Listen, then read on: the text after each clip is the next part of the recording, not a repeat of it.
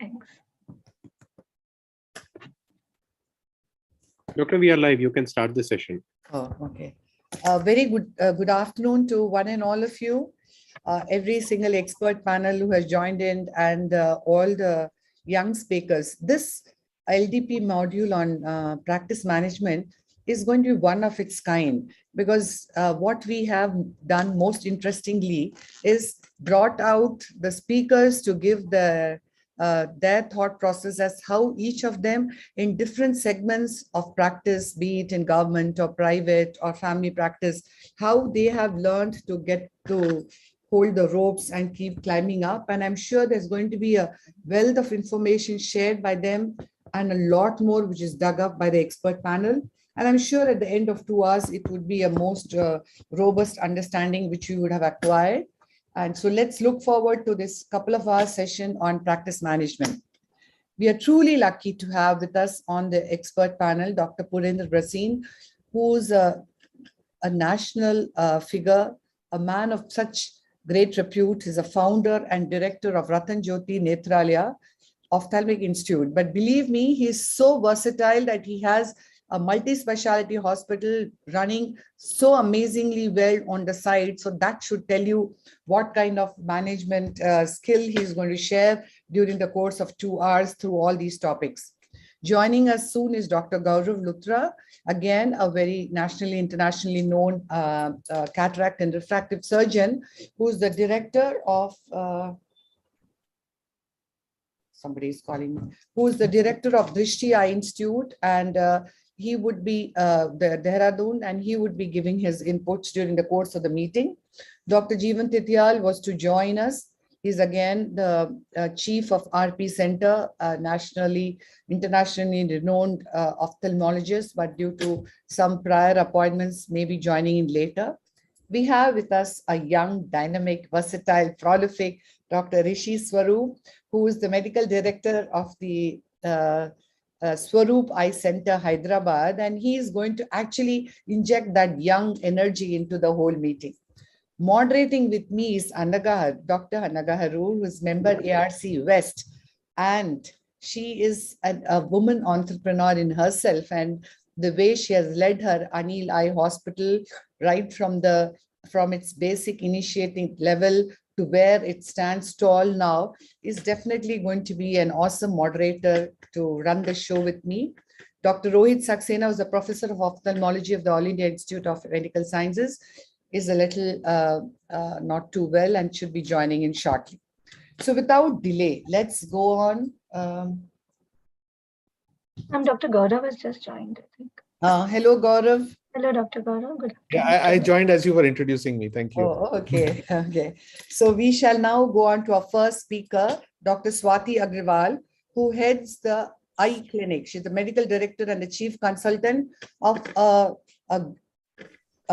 hospital which is growing and evolving at Kolkata. And I'm bet she's going to be the right person to tell us on the investment and the sustainability factors which are so critical for a startup practice.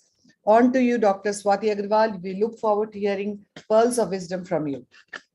Thank you, Dr. Chittaramamurthy ma'am, for giving me the opportunity of presenting in this prestigious forum amongst the stalwarts of ophthalmology. My topic is investment and sustainability for a startup practice. So any startup practice is like a baby. You nurture it. It needs your time 24/7/365. But as regards with the financial investment in a startup, we have many questions. Why, when, what, and how? Let's ponder over these one by one. So the why of investment, why do we need to invest in a startup? Well, because we dream, we are ambitious, we are passionate, we like to be our own boss, or because the neighboring practices are investing and scaling up and you do not want to fall out of the race. Now, where do you want to invest? Well, it also depends on your likes. You like urban life or the country life, or the more of, urban has more competition, a saturated market. So as a startup, you need to have support systems, collaborate with other practitioners or with neutral centers, and invest more in e-marketing. But if you start in a rural area, the investment is comparatively lesser, the competition is relatively lesser, and the growth is faster. So the revenue generation is also faster. The next question one needs to ask oneself is, where do we see ourselves in 5 years, in 10 years? Coming to the what of investment. So we need to ask ourselves, what went well, what went wrong, and what could be improved? So investment, we need to understand what are the areas which gave us maximum profits, which led to a loss, how can we improve them, and thereby we can strategize our investment. Now, as for the when of investment, the timing is the most important of it. So it's just the timing. We cannot go with an old product to a already saturated market and try to share it. We have to explore newer areas, newer ventures, and we have to strike at the perfect timing. As regards with the how of investment, how to invest, well, we can always try to find angel investors. It can be our family, it can be well-wishers, or it can be from our own hard-earned money, or loans from bank, private investors, or we can go into crowdfunding or partnership, distributing shares to each and everyone and whoever comes our way. But again, in how, we need to understand that we need to scale up, then sustain, then again scale up, then sustain. We cannot just go on scaling up, because thereby we can land up in a negative cash balance. We need to understand that sustainability is very important. Take smaller steps, but it should be sustainable. Now, we need to have clarity in what we want and use our business intelligence, social intelligence, and the emotional intelligence efficiently. We should understand to use each and everything. We may not be the best in everything, but efficient usage of our intelligence aspects is very important. And also invest in the morale and efficiency of our team. Focus on flexi-tasking. We cannot keep people or HR who are all-rounders or who will just do one work. So if someone is absent, definitely a person is on leave, the other can definitely work for him as a team and flexi-task. Now, coming to understanding sustainability, one more important thing would be understanding the blue ocean and the red ocean strategies. So we need to understand our strengths and weaknesses and work accordingly, work on our strength and work on the weaknesses. Well, we need to improve and materialize our strengths. We need to be better than our competitors, so as to save ourselves from getting out-competed.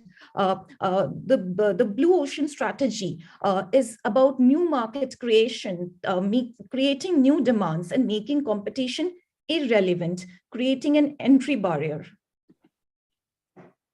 Now, about investments, it's about what we give, and benefits are about what we get as the return. So we need to understand the return on investment. We need to calculate the return on investment. And also, how much are we going to get the ROI and from when? So we need to invest accordingly, because we may not be able to provide our time or money or finances for a very long period. It could be from 2 years, 3 years, 5 years. But we need to understand that whatever we are investing, are we going to start getting back returns after 2 years, 3 years, or 5 years?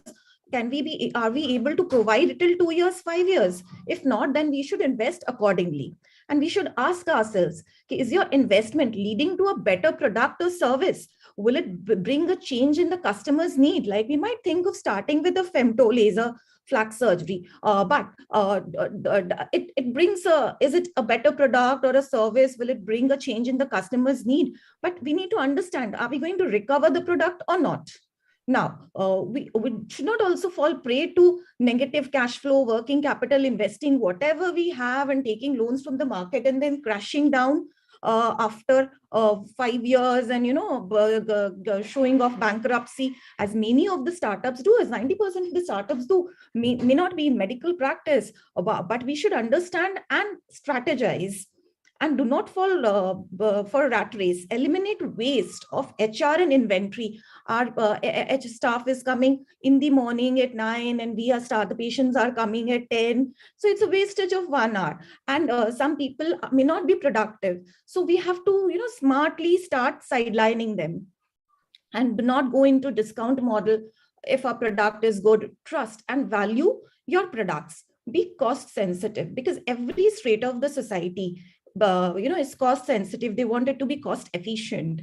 And we should also be transparent, ethical, and quality conscious. The patient retention as well is important, as important as a new footfall. Because we just focus to do not just focus on footfalls, but we should also focus on the existing patient retention. And we should look out for models of recurrent revenue generation. Like we can give offers, like if you're going for a regular checkup once in a year or once in 6 months, there can be models for that. And be open to newer ideas from mentors, as well as well-wishers. Re-engineer yourself, because we need to constantly change and evolve, because that is the only constant. And stay calm, maintain your cool, because that is a very important aspect as a leader. And be consistent in whatever you do. We are working very hard for 6 months, and then the next 6 months we just go off to sleep. That will not give us results. So this is my clinic. This is how I started around 6 years back after completing all my trainings. And I have a small reception area, the optometrist room, and multiple diagnostic facilities for the OCT, HFA, and the waiting area. For the OTs, like the LASIK and the femto, I collaborate with my neighboring practitioners and centers. Though I have an area where I can extend, and I'm planning to start a personal OT, or I'm also thinking of taking up a land and starting a multi-story eye hospital. But then again, that is a head spinning job for me, and I'd like to take the opinion of the stalwarts here and give me suggestions regarding that. Thank you. Thank you very much, Swati. That was a very wonderful, crisp talk where you have actually sounded something very, very important and relevant to all the evolving practitioners, or also some of the very confident practitioners too. So I have a question to ask to Dr. Gaurav. When would you say that I'm poised now in my growth trajectory to move on to the next level? Is there a defining point, which is when you take a call that you do the next thing? Like, for example, like Swati has brought a plot of land. Now, at what point of time should she consider investing into going to the next level? Yes, ma'am. In fact, very interesting, very good talk, Dr. Swati. And you kind of outlined very nicely how somebody can, scale up and gradually, build up your practice, and the beginning steps and then the next step. So your question, ma'am, Dr. Chitra, very relevant, because, sometimes if you're trying to move too fast, you can burn your finger. I mean, you can end up being in a situation. There are some people, who are cash rich, they may have, money which is available from either an investor or from their parents or somebody, and they might want to, start with a big bang, not having footfalls right from the beginning. I don't know whether that's a great idea, but there are people who have done very well like that in a couple of places. But I personally feel, once you've started a practice with a basic minimum infrastructure and build up on it, and then once you are busy enough that you start feeling the need for one or two other consultants to join you, that's probably the time when you need to start scaling up.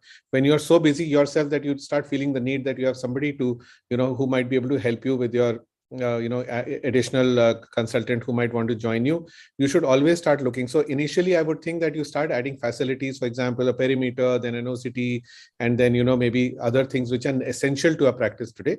And once you are at that stage when you are seeing those 30, 40 plus patients per day, and you are at a situation where now you start feeling that I wish I had somebody to help you, that's probably the time when you can start thinking of scaling up. And of course you have to look at your revenue and everything, and also the demand. I mean, if there is enough demand that you are feeling it's untapped, that's the time when you need to kind of take that move to the next level. And that's critical. That timing, you should neither be late nor too early, I think.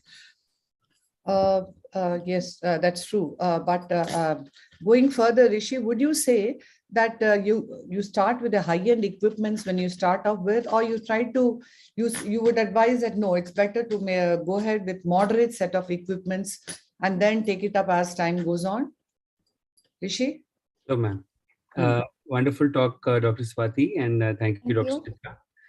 I think the topic is very relevant and the question is also very apt. Basically, if you have to invest in equipment, my take is always invest in equipment that is of good quality. And that doesn't necessarily mean that it has to be the most expensive one. For example, slit lamps, Appa Swami makes fairly good slit lamps. You can see what you need to do. You don't have to buy a Topcon or a Hagstride slit lamp right from the beginning. Okay. Once you want to invest, want to reward yourself with some luxury, that's when you can do that. So anything which is of good quality and can do the job well, I think, especially in the initial stages, you can go with something which is reasonably, gives you good value for money. Let me put it that way. So even some of the Indian products are very good, and among the multinational ones also you have cheaper options. So you can choose wisely and start with products which give you good return on your investment. And then, of course, once you've made it, then you can reward yourself with luxury. So yeah, I think Dr. Gaurav's advice of stepping it up, ramping it up slowly is very wise. One more point I'd like to make is you were talking about that land. My take is don't invest ever in land for your clinic. You know, if you, especially in the beginning stages when you don't know whether it will work, you can always take a space on rent, see if it works. And if you think you're able to service that, then the next logical step is to purchase a real estate if you can afford it. Because otherwise a lot of your capital gets wasted in just buying the real estate. Of course, land always appreciates, and that may be a good way to just kind of invest in land and then use it. But otherwise, just for your practice, I don't think you should invest in land, at least in the initial stages. Anaga, on this very relevant point, I want your thoughts. Like, what is the time frame when you feel that you should actually go on to expanding a practice into some kind of like a land or a building? They are not getting you the investment as any of these instruments or equipments would. But when does logic tells you that you need to go to that level? Before I start, I would like to welcome Dr. Jeevan Titial, sir. He has joined us. Hello, Namaste, sir. Good afternoon, sir. Hello, Dr. Jeevan Titial. We really need you to be with us right till the end. Good afternoon. Yes. No, I'm a misfit in this group, you know. Not at all, sir. Welcome, sir. Yes, I'm just answering your question. Very good talk, lovely talk, Dr. Swati. And what I noticed in your talk was probably you mentioned that your OT is somebody else's you're using, right? So what I feel is, as far as ophthalmologists are concerned, if you have your own OT, see, maintaining an ophthal OT is really not that expensive. You can have the, the control over the sterilization part, and you can keep your cases according to your own. And as your practice builds up, then you make actually more revenue. It adds up to your revenue. So I think your first step should be owning your own OT. Maybe much before thinking about that entire land and a 4 or 5 storied building. Now, once you have your own setup in all ways, considering your OPD, all OPD services, try adding each head under each service. Like, for example, you have to grow vertically as well as horizontally. Like not only just general ophthalmology or cataract and refractive, but also say oculoplasty and retina and glaucoma. So try and bloom out each subspecialty first, and then automatically, as the number of patients for each subspecialty start growing, you will find that you are falling short of infrastructure, you are falling short of HR resources. So automatically your whole numbers will grow in terms of patients, in terms of your staff, and then the need to convert, like Madam said, into a higher storied or multi-storied. See, it's not just the entire infrastructure you should have in the first place and then wait for patients. It is actually, you have to grow together. And then you will actually not even know it. Things will grow so much that you'll automatically start feeling the need. Now I need a bigger place.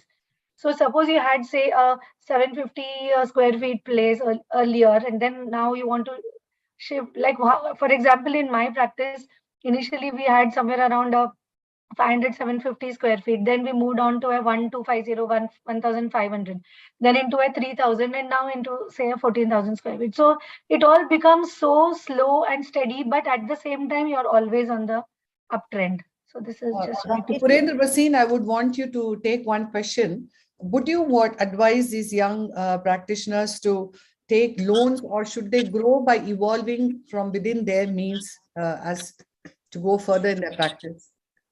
I think we have to, keep something from loan and partly from the practice. Now, the thing is that for taking a loan, you should be comfortable in repaying it, because at the end of the day, we have to repay them. So our EMI should be such that we are able to comfortably repay it. At the same time, we are having some in our hand to run our family and to save some amount for the future growth. So this is how we developed ourselves, and we should go stepwise. We should not take first all the equipments with us and then start building the practice. I think initially we should invest in the basic practice pattern, whatever is required, and in a rental place, at a rental place. If you have your own property, that is an asset, that is very good. If you don't have, if you don't have, then don't invest in the property, and add the equipments as the practice builds. Yes, very well said. Just So, one small point I would like to make, ma'am. What I feel is, whether it is males or females, especially from females, I feel that we should be financially independent, number one, and go into the depths of each and every expenses under each and every ledger. Look at your P&L every month. Speak to your CA or whoever is looking into your accounts, and look at it yourself.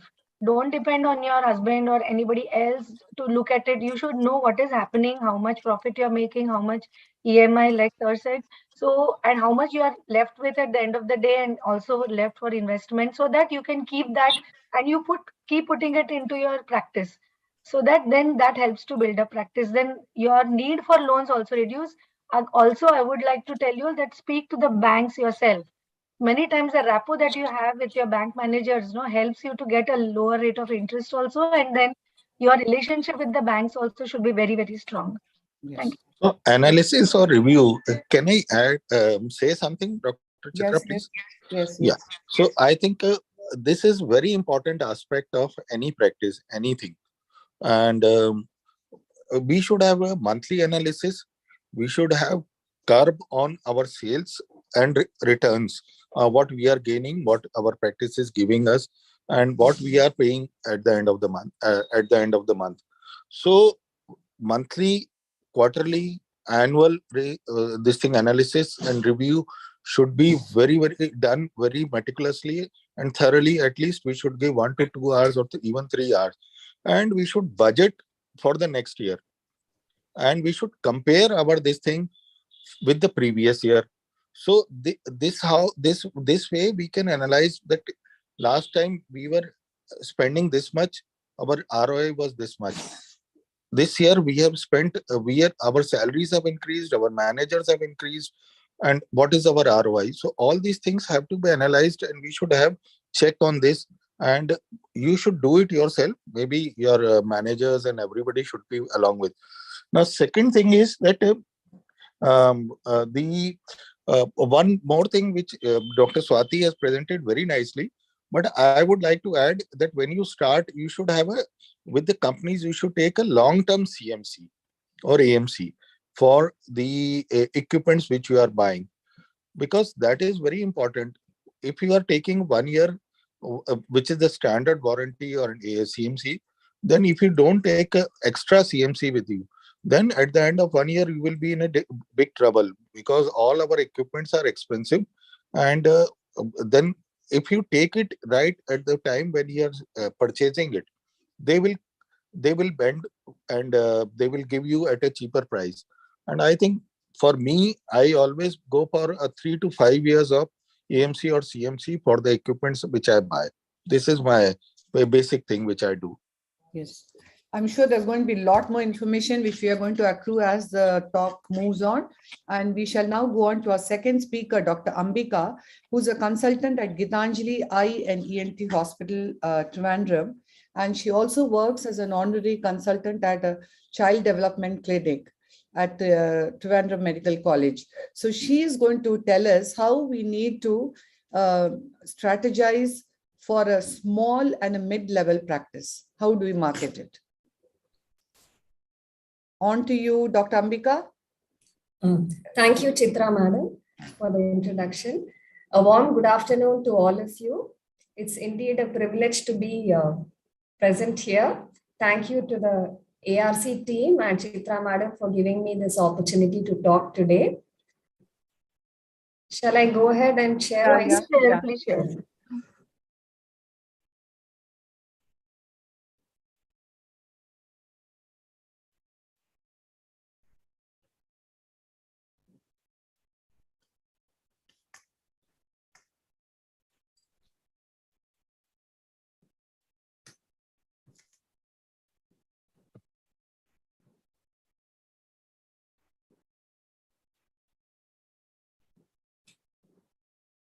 Go to slideshow.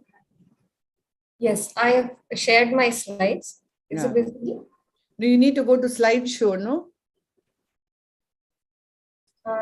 Yes, madam, I have shared my slides. Is it visible? Yes, it's visible. It's visible? Yes.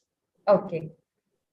So I'm currently working as the managing director and the cataract surgeon at the Gitanjali Eye Hospital that is situated in Trivandrum. And my topic for today is marketing strategies for a small to mid-level practice. So Gitanjali Hospital is located in the center of Trivandrum, and it was founded around 38 years ago by Dr. You're not able to go to your next slide, or you are in the first slide only?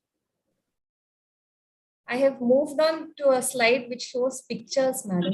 No, it is not showing. Dr. Ambika, you'll have to stop slide sharing. You'll have to Yes. go on PowerPoint to slideshow and then come back to Zoom and then share your slide. So otherwise it won't move. Okay.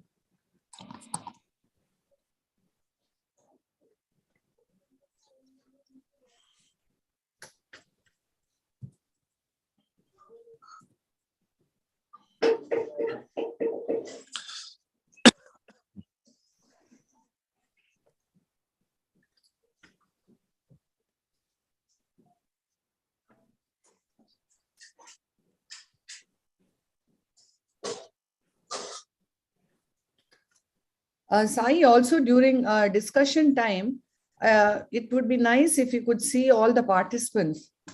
That screen is not showing.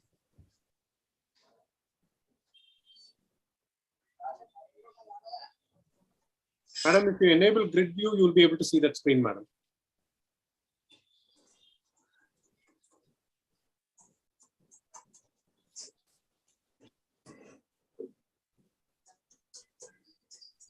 What happened, Dr. Ambika? Help.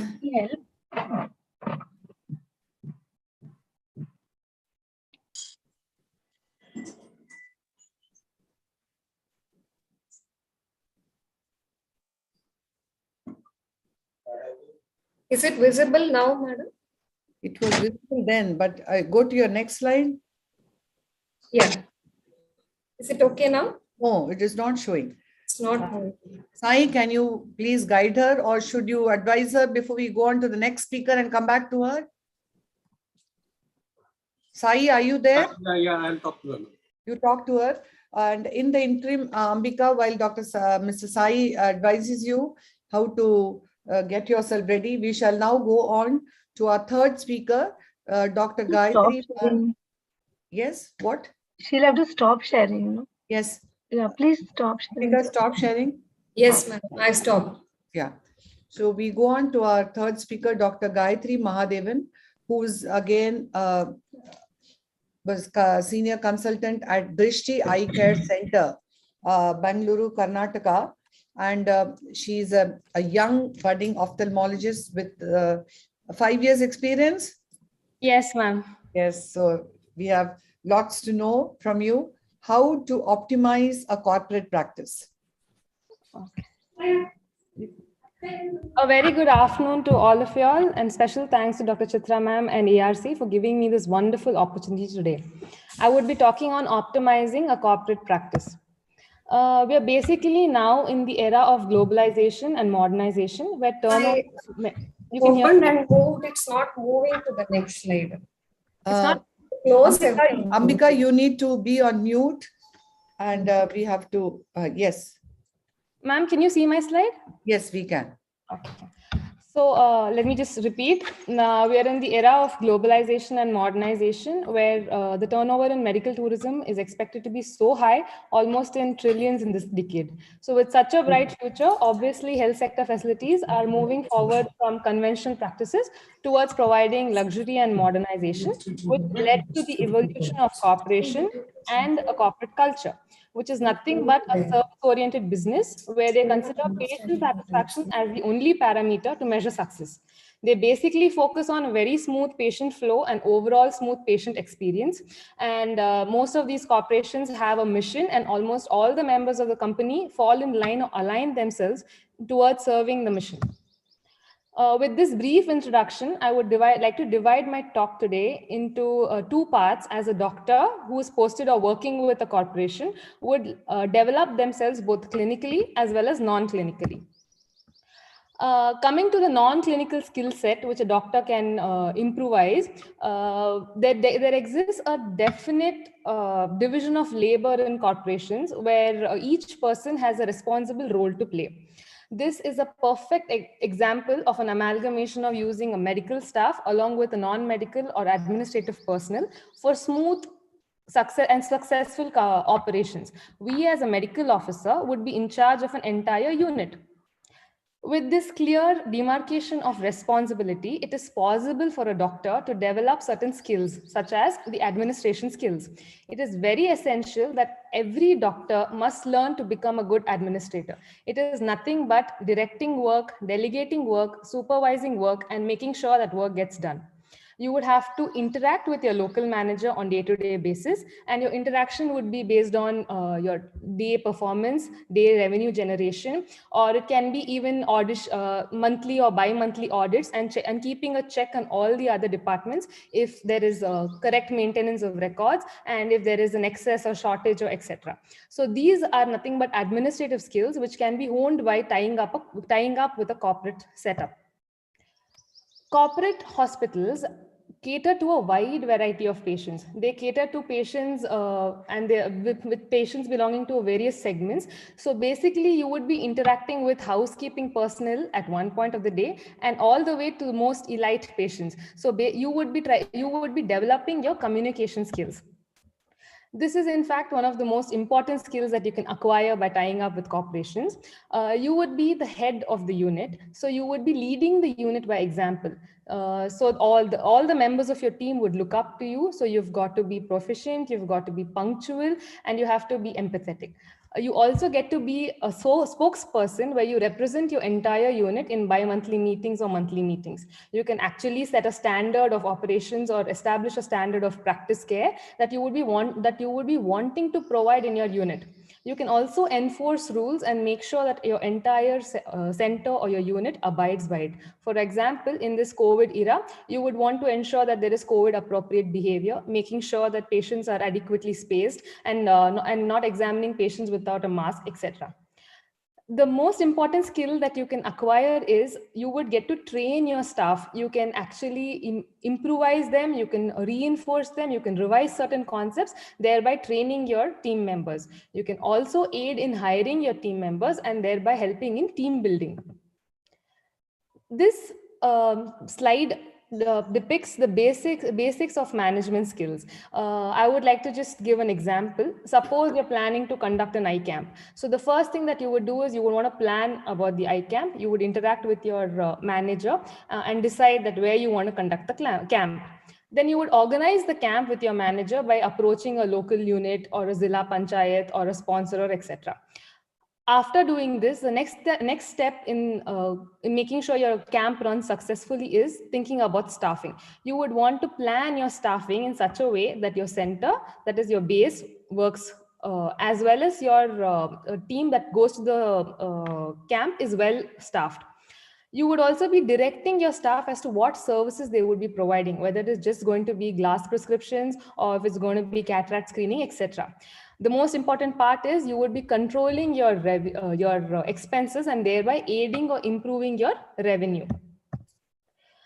Marketing activities keep happening throughout the year. Corporates, what they do is they create an awareness about their existence in a city with a boom. So there are hoardings all over the city. There is multiple YouTube campaigning. There are paper advertisement, TV advertisements, etc. So with this, the boon to the doctor is that there would be a great influx of patients, and you would get to cater to them, and you can actually ask each and every patient to write a good review about you in Google, etc., thereby improving your clientele.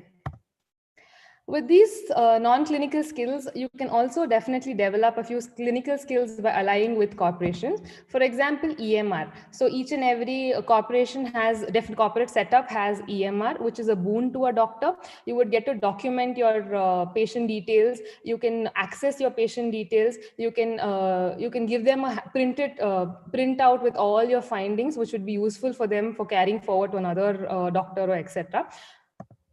Apart from that, the main mantra in a corporate setup is happy patients. So they usually do not compromise on that, and the surgeon skills or the doctor skills have to be top notch. Once you are performing really well and your skills are really good, you would get an opportunity to cover other units, thereby again increasing your proficiency. Because these hospitals are actually well funded, they usually have advanced equipments in almost all their centers. They definitely make sure that they have a good OT infrastructure. And usually it is a modular OT where the safety of the patient is prioritized. So you will definitely be having a good OT setup. You as a doctor would have a free hand in procuring drugs or devices, etc. And almost all the procedures are NABH compliant.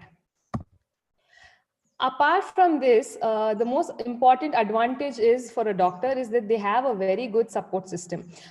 Usually we have a WhatsApp group where all the doctors of all the centers are available, and you have senior doctors who are very friendly and approachable, and you can ask them queries. Usually they set up protocols which are followed by all the units. Frequent webinars are conducted, so there is continued learning for doctor.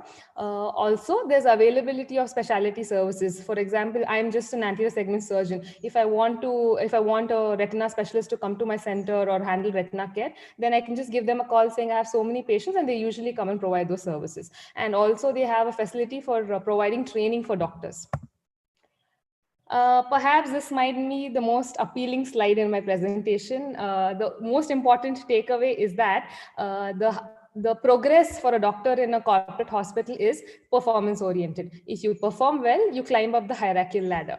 And obviously it looks good on your resume, and you also get to develop good contacts. I would like to conclude my talk by just saying that this was an overview of corporate practice. It is very imperative for a doctor to even develop the non-clinical skill set for an overall individual growth. Thank you very much for your patient hearing. That was a wonderful talk, and you did good justice to it. So let's try to run through some questions. And even though I would be asking some questions, if there is something very valid expert panel would like to bring out, do not hesitate to add on.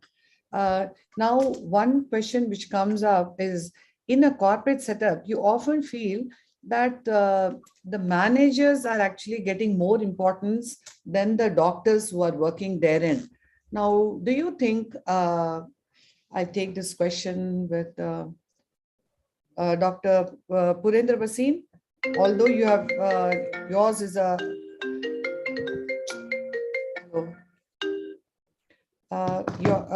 Dr. Purendra Bhasin, are you there? Yes. Do you feel that when you're running a corporate setup, the doctors in the practice could feel let down at some time because the senior person is always, surrounded and trailed by all the managers, and it apparently looks as if the managers are the more of greater importance to the practice? Your thoughts on that? You have to unmute yourself. Very correct, Dr. Chitra. I think you are very correct in this, because we are not we all doctors are not trained that way, that we are being supervised or managed or guided by the managers. But definitely, if you have to run a corporate setup, you have to have someone who can do do your work, because the owner, being an ophthalmologist himself, him or herself, they have to look at the patient as well as do the management part. And these things have to be done by someone who can do it in a better way. So my take will be that definitely managers are required, and doctors also feel a bit uncomfortable with being guided by the managers. But uh, we have to train our managers that they should not cross a limit which is set by you. Yeah. That is very, very important. They should not go beyond that limit at any cost. And they have to come to you again, and you should intervene immediately and do the things and do the justice. And no one should feel that they are being sidelined, that no doctor should feel that they are being underestimated or sidelined or not being given due importance, both in terms of respect and in financial terms. Both are important, because all the doctors require growth in terms of work as well as finance. Yeah. So in order for the administration to grow so that the management part runs smoothly so that they can concentrate on their work, these managers have to be seen all over the place. And that is a necessary evil which has to be withstood. But probably if there could be meetings, a lot of review meetings where the doctors are also involved along with the managers, I think that would expand the doctor's thought process, and probably he would come to appreciate the managerial roles better. So we need to look at what you can gain. Like Gayatri beautifully pointed out, like in a corporate practice, it's not just your own clinical evolvement which you see, but overall growth in your whole process about how you could fall in a smaller way, follow these corporates so that your practice also expands in a commensurate manner. But have we, supposing there may be some amongst you all who have a practice adjacent to a corporate setup, and you feel that these corporate setups, they set targets to increase their baseline and all that. And sometimes this might be quite an irritant for a younger evolving practice in the neighborhood, because that sort of makes you feel that there is some lack of principles in it. But again, I would want thoughts of Gaurav, Rishi, Dr. Jeevan Tityal. Any of you can tell me what is the challenge these corporates face, why they need to have these concepts on increasing the targets or increasing their baseline, because I think their overheads are quite high. So they need to deal with it, and they have invested heavily. So they need to look at a faster trajectory. So I do not believe, whereas I feel that having a corporate setup adjacent to you is anyway going to limit your practice pattern. Dr. Gaurav, would you like to say anything on that? Ma'am, it's a mixed bag, because, in one way, having a corporate setup next to you kind of puts you on your toes, and, healthy competition is always great. But there are times when it becomes an unhealthy competition, when the corporate, if it's not following, healthy practices, or, following certain practices, which may be eating into you with influencing your patients the wrong way, or trying to pull out your staff, or those other things, if they start happening, that makes it really, really unpleasant. So I think as long as there's healthy competition, it actually kind of stimulates you to grow. And in fact, what most people can learn from the corporates is that how to provide better patient care. So I think in that sense, it's actually good, because most hospitals and most clinics actually might not really be kind of looking too much into how to improve the patient or customer experience, and the corporates do that really well. And that's what we are up against, in almost all practices today, that how to make the patients happy. For example, the Vasan model was, everybody used to, kind of talk about it, that, the Vasan model is, they are corporates, and they're kind of, giving, tea and coffee to the patients. And, they are kind of, they don't put emphasis on the doctors. There are no doctor faces. Yet patients were quite happy with Vasan, and Vasan did manage to actually, create a good, system of employee training and patient customer experience, and they kind of made the doctors less relevant to the whole thing, and patients are still very happy with it. So I'm not saying that that was the best way to do it, but I think a healthy corporate near you is not something to be scared of. In fact, it tends to make you kind of perform better, and you have to keep reassessing yourself and keep improving your own systems to kind of evolve in a better way. And it's there's nothing wrong with it as long as it's not unhealthy. Yes. Dr. Jeevan Tityal, heading a government setup, which is already one of the topmost institution, the topmost institution of the country. Do you feel that you also have to keep rising to a competition, or what would you advise these younger evolving practitioners to do better than where they are? I think, the discussion was great. Yeah. As the time is changing so fast, and every sector, including government sector, has to move with the time. And we have to reform ourselves, our thinking, or execution of various aspects of patient care, teaching, research. Everything has to be incorporated in building the entire infrastructure of a health system in the country. Today, if we look into a health system, the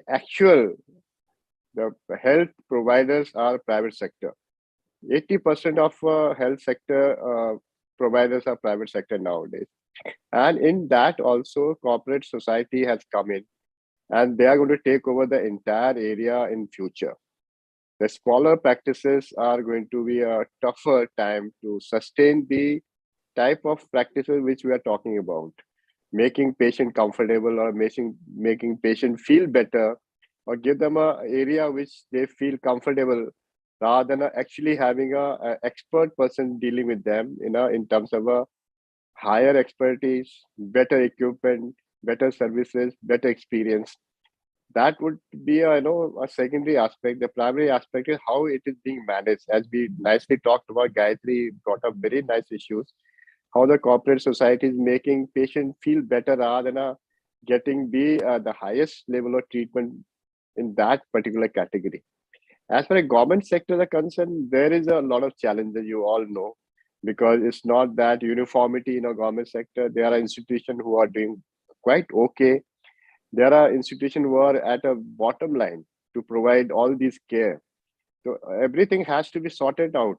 Today, if I take my own position, there's a great challenge to build up the area in a reputation wise to face the challenges from the private sector, corporate sectors, and patients come to us with a similar feeling that government sector should also improve. So I think apart from the services we provide, the management part also has to be improved here. So we do have now two types of management coming in our institution like ours. One is our hospital administration, which is managed by people who do MHA. And second is people who are in a government area. Those are administrative officers like IAS. So these two people are actually managing the hospital now in terms of managing the hospital area. But luckily, the patient care, the rules, regulations are still managed by the physicians. So if that happens in a private sector also, though I know that you do have a CEO, other things, but if the medical person becomes the head of that institution, things will improve. So that is my own way of thinking how the three aspects, the doctor, the management person, and the patients should be taken in such a way that we make things comfortable for all of us. Then it will be better for the entire country. Yes. Chitra ma'am, can I ask a question? Yes, Gaurav.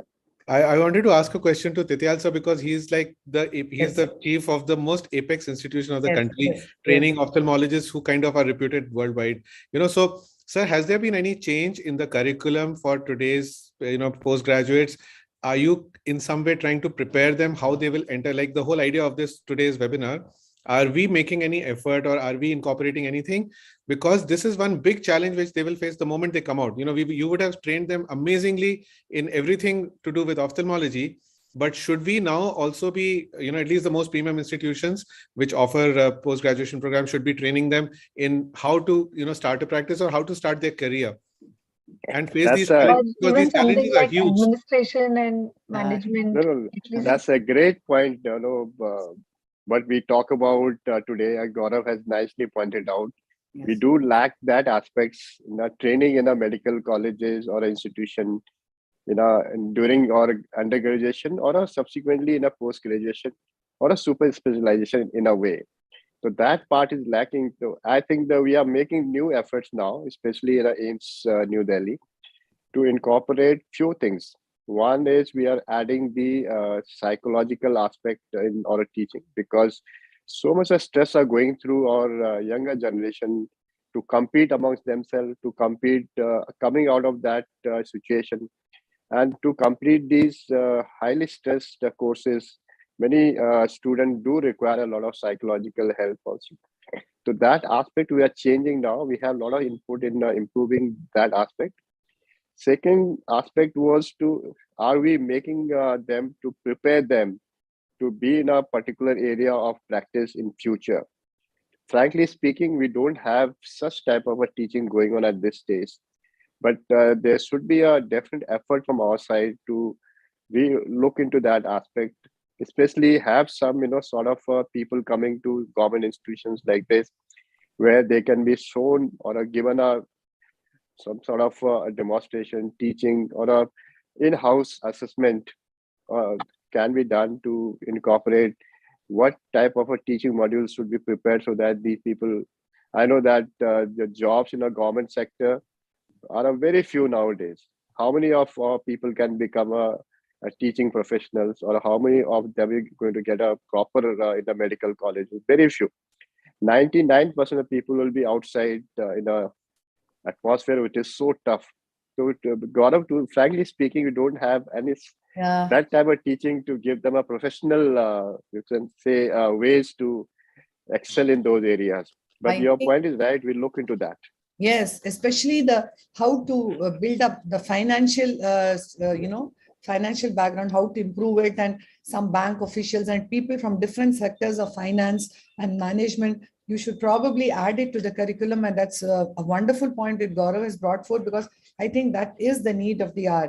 Anaga, would you want to ask any question? Yeah, in fact, that was the exact question even I wanted to ask Dr. Jeevan sir. I think I and Dr. Gaurav are at a stage where we think that our next generation should be probably exposed to such things also.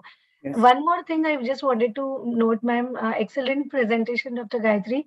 And the point that she made about the EMR, I think even when we start practice, corporate or not corporate, I think that is one of the most important things we should start, because that is going to give you all the statistics from the day you start practice.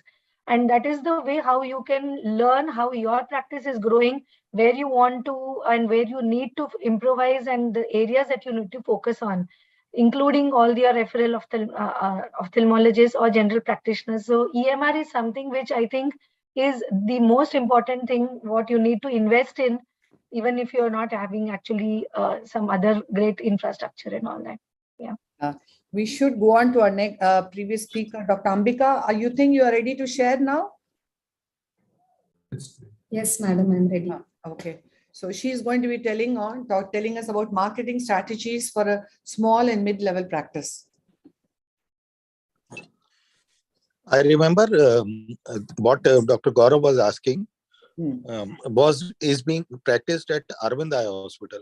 When we were there in the year 93, 94, they were doing this. Management people were asked and how to establish yourself in practice. Let us go for the presentation now. Yeah. I hope my slides are moving now. Yes, doctor. Yes. Sorry for the technical glitches. My name is Dr. Ambika Shetty. I'm Managing Director at Geetanjali Eye and ENT Hospital, Trivandrum. And my topic for today is marketing strategies for a small to mid-level practice. I thank AIOS ARC for giving me this opportunity today. So I belong to this hospital, which has about 38 years of legacy. It was started by my father-in-law, Dr. Balakrishnan Nair, and it is predominantly known for its ENT practice. So the ophthalmology department was started by me in the year 2013, and we are now in our 10th year.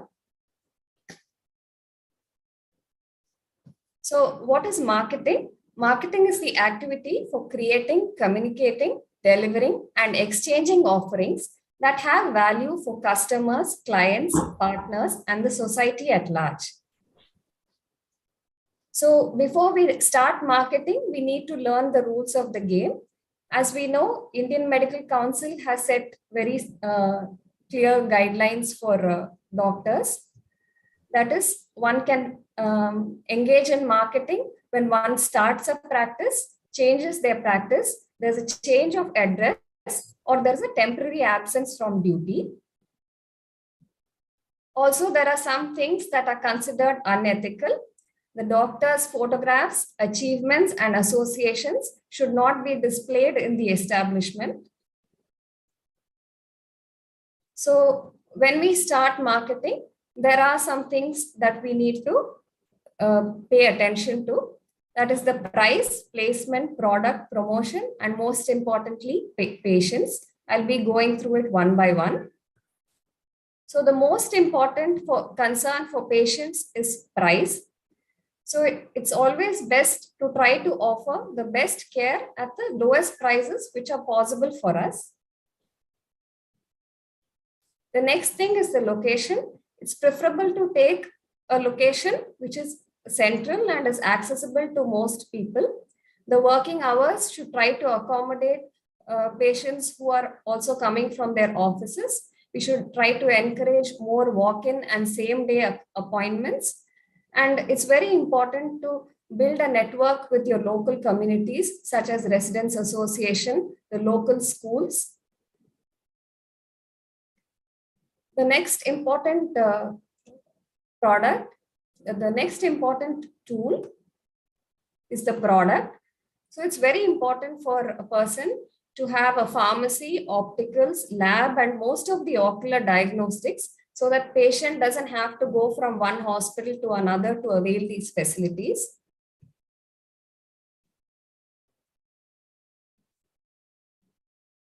So when one starts promoting, it is always better to go stepwise. The easiest is to print pamphlets. These pamphlets can be circulated with your local newspaper vendor. It can also be given to apartments, and you can request them to put it in the post boxes. The next easiest tool in this digital era is the social media. If one wants to build a good patient base, then Facebook and Instagram are very effective tools. With Twitter, one can build relationships with your colleagues. And the very good advantage of a platform like YouTube is that one can make educative videos. You can make educative videos on important eye diseases such as glaucoma or cataract. And also you can record your videos and upload it on YouTube. That will also improve one's viewership and visibility. Coming to the digital media, the most important foundation of an organization is its website. The website should be mobile friendly, user friendly, and one should spend a fair amount of time in building a website which showcases all your facilities. If one can add some patient testimonials and reviews, that will improve your credibility. This is an age-old thing that everyone knows. The most important tool for the organization is the patient. So whichever era it is, it doesn't change. The word of mouth from the patient is the most important marketing tool for you. So right from the time the patient enters the hospital to the patient leaving the hospital, there are n number of interactions that happen, right from the security guard to the reception to the OPD coordinator. So one should make sure that all the staff are trained to be courteous to the patient, and the doctor must emphasize on patient education in explaining the disease and giving them the treatment options and also advising them what is best for them. We can also concentrate on health screening. Identifying new patients can be done with the patients who walked in itself. Like when you counsel glaucoma, you can ask them how many siblings you have and advise them that, the siblings also can undergo screening. So eventually, once we follow these steps, we can grow into a brand. So the basic foundation in building an organization is the mission statement, the operational mission, and the strategy platform. So one has to identify what is a mission statement. So basically, that is the customer need that the organization attempts to serve. So if you look at the Aravind Eye Care System, their vision is to eliminate needless blindness. So depending on the population, on the demographic situation, you can see what is the pressing need for that particular demographic profile, and then address that need which you can serve. The next is the operational mission. So once you've identified in this particular demographic profile, these are the problems that exist. So then next thing you do is, so what do you do about the problem and what is your unique role? How can you contribute to the situation? Based on this, you decide the strategy platform. So you identify who are these patients who are basically coming into my organization. And then depending on that, you build program and service development. So in our case, we are situated in a city called Trivandrum, which is actually it's almost like a temple town, you can say. So we very frequently organize camps with the local authorities, and there is a Padmanabha Swami Temple Trust, and this is one of the pictures from the camps that we held at the temple. So apart from this, when we went to launch the cornea department, we celebrated the National Eye Donation Fortnight. And this was through a very unique virtual event. This had very far-reaching impacts. We had a virtual painting competition. For this, we got entries even from foreign countries. So this was something that gave us a lot of visibility. So when the pandemic hit us, we ventured into teleconsultation, and also at the same time, we were fortunate to get the NABH accreditation. So even these milestones were shared in our website and social media to get enough visibility. And as I said, the most important foundation for an organization is the team. So one should always focus and give enough time to educate your team members on your facilities, on the problems that our patients are facing, and also listen to their feedback. So there's this one more thing that we did when we launched the retina department. We released some posters which gave education about diabetic retinopathy and retinopathy of prematurity. These small steps gave us a lot of visibility, and there were a lot of inquiries because some people had not heard of these conditions, and we got a lot of inquiries for this.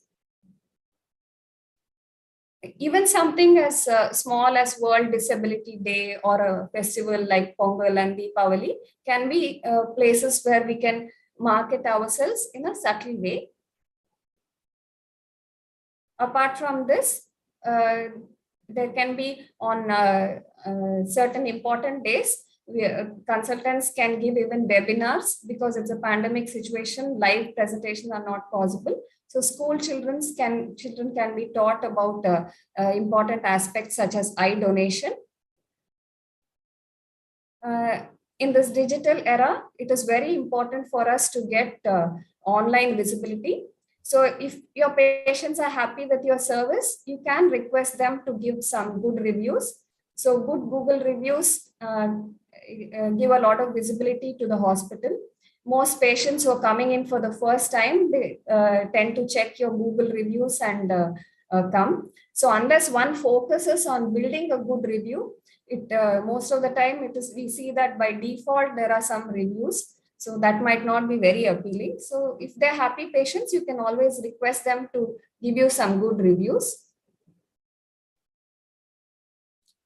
The next thing is associating with organizations. So here we have associated with the Retired Bank Officers Organization, Innerville, Rotary. So these organizations give you a good platform for networking and visibility. And when it comes to school children, there is so much of enthusiasm. So we have conducted some educational workshops for them, where we had models of the eye and ENT, and the children had come to our campus, and they kind of understood and asked questions about binocularity, stereopsis, and physiology. So we also conduct workshops and educate children about how to use digital devices smartly. Also conduct workshops for IT professionals on how to take breaks and avoid getting dry eyes. So our local activities from the local club is also a place where the hospitals can get visibility by participating along with your banners. So Glaucoma Walk was one such event which was held very often before the pandemic struck us. Then apart from this, we can encourage and also take our staff to conferences so that they are also actively involved in upgrading their qualifications. And one more thing, to bring cheer and happiness in the hospital, it's always important to celebrate festivals, and this can again be shared in our social media platforms. So the most important thing in setting up your practice and the organization is you have to clearly understand which kind of modality you want to take while marketing your product, whether you are into sales or what kind of, whether you're a market driven person, you are thinking, okay, what image can I build? And there is another type of method where it is a customer driven. You understand what the customer needs, and then based on that, you try to serve. The fourth technique is the market driving technique, which is called the revolutionary marketing, which involves out of the box thinking, and you think, how do I change the rules of the game? So once you understand the other three techniques, then you can go into a market driving strategy, or one can adapt a combination of the other three.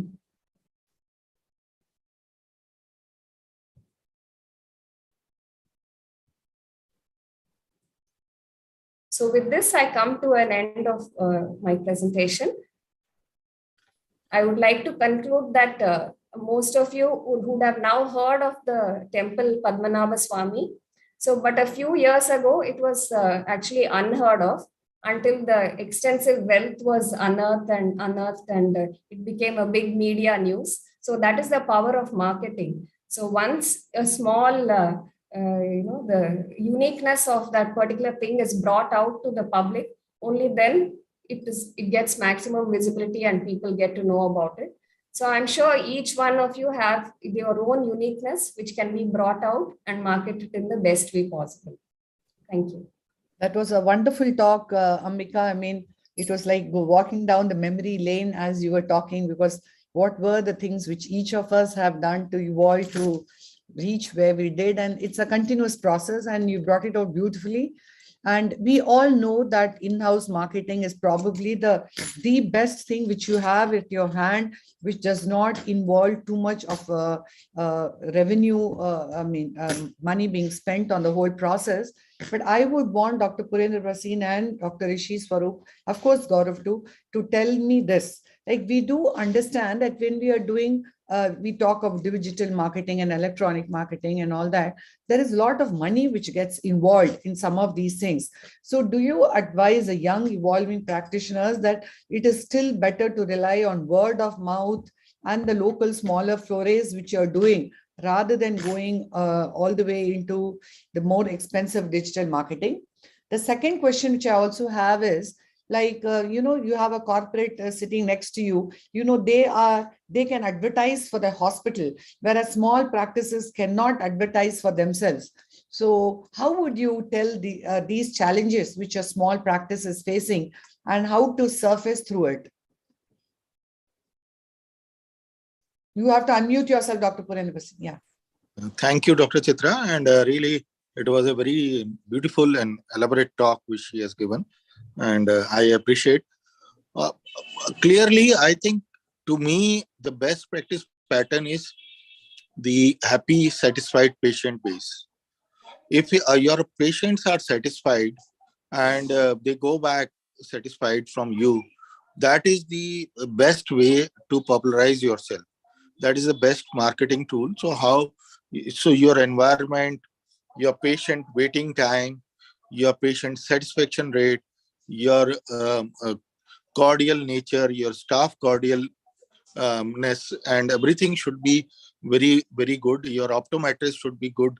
And to me, if you increase this base, that is the best way. And you should be honest. If you are not doing keratoplasty, you should guide the patient. You please go to such and such person. Dr. Ishu Sarup is good, and he is a very good cornea person.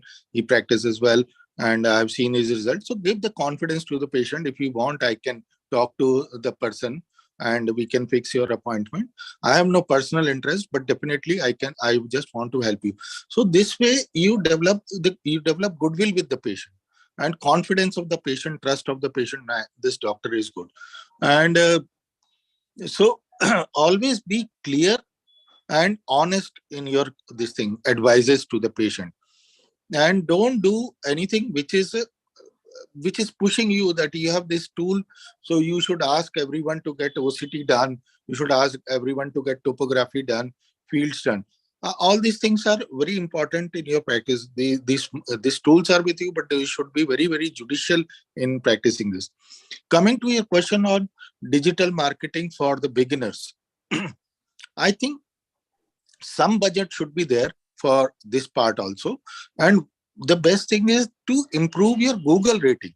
I think that is what I feel is simple and easy ways. And in your this thing, you should have your feedback, your testimonials uploaded on your website. So these two are, because nowadays everybody is having a smartphone. So everybody would like to see your rating, whether it is good enough, your availability, and how good you are.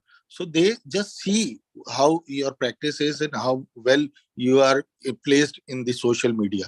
So I think some budget should be allocated to digital market also. And coming to your another question, how you to cope, these small practitioners should cope up with the corporate hospitals in the nearby in the city. I think everywhere this is a problem in all the cities, that corporate hospitals, they want to establish themselves very fast and they want to establish in a rapid way. They do everything free, OPD, and good large full page advertisement, and many things they do. The best way, I think, if you have your happy, satisfied patient, you should not go into and have a competition that they have given full page ad, so I should also give. No, that is not the way. I think small steps, baby steps, by what she has said, marketing in the societies, doing camps with the various clubs, Inner Wheel, Lions Club, Rotary Club, and all these. These are the small practice things which should be added to your practice. And this way you can establish yourself and popularize yourself. Yes. Dr. Rishi, would you want to add? Yeah, I think Dr. Purendra Bhasin nailed it. There's nothing like patient-to-patient referral. You have to delight your patients, and one patient will bring 5. And all the things that he said you have to do, you have to be cordial, you have to basically show that you care, and you make them so happy with your service that they should want to bring everybody they know. They should want to tell everybody about the experience in your hospital. Yes. And nothing can match that. No social media, no full page ad. Yeah. Having said that, digital marketing does have its place, and you don't have to spend money on it. A good social media page, Facebook, Insta, your Google ratings, like Dr. Bhasin mentioned, all of these are free. You just have to kind of keep doing some small videos. Patient testimonials can be very short, few seconds, maybe 60 seconds or 30 seconds, just enough for the attention span. Maybe one point, even if you have to say or talk about digital eye strain, make a very short video, which people will share, instead of a long kind of a dragging kind of a video, which nobody will see till the end. So those small things make a lot of difference actually, and you don't really have to spend money on these. And of course, once you become very big, then if you want to get a larger set of eyeballs coming to your digital marketing, then you can spend on Google AdWords and Facebook ads. But otherwise, social media marketing itself is very useful, and you involve your entire team in that exercise. So if you're creating some content, let everybody share it. And then, if something is good, then there's a chance that their friends will share it further. So these small steps, I think, quite useful, and you'll easily be able to kind of promote yourself. Some very basic things which we also could do in our own practices, in the early days, you could even have a TV display where you're continuously, you could have some videos running, which is educative to the audience, rather than allowing them to sit and watch some crappy songs. You're self-advertising, and that is your time with these people, and have a floor coordinator or patient coordinator along with the reception desk people and a room sister or staff, because that person will keep on interacting and going in between the patients. And the most important thing we all have to have is the amount of waiting time your patient has, because when the patient is sitting there, he's critically looking into your practice, and you should minimize that waiting time. He should only see the best parts of your practice, and he should go out happy that he did not have to waste more than this amount of time. Maybe you should have one kind of a fast track service. If a patient just needs a basic refraction or just basic evaluations, have a system for that, a detailed evaluation. Like, you should be able to screen which patient goes out of the hospital in the shortest time. Everybody should not be put into the same bracket and dragged on. Yes, Anagha, before we go on. Ma'am, I have a very quick question to all the expert panelists. If you are doing some kind of advertisement, or you are doing either brand outside branding, or some kind of campaign, whatever it is, how do you know how much patients that has actually got you? That basically, when a patient enters your hospital, you should ask the patient how they came to you. Yes, if exactly. You That was maintain what I that wanted thing, to. and it should be there on the EMR. Like, you should be making those entries. Even the doctor referrals should be there, because in your earlier days, you would call back the doctor and thank them, or besides sending a note to them. Only earlier days, ma'am. Even now we do that. Yeah, of course we do that even now. Yeah, this was what I just wanted. Yes, yes. Yeah. So we shall now go on to our next speaker, Dr. Prasanna Venkatesh, who is head of the glaucoma and research of Mahatma Eye Hospital at Trichinopoli, a hospital which is doing extremely well. And he is going to tell us about how to optimize a private practice.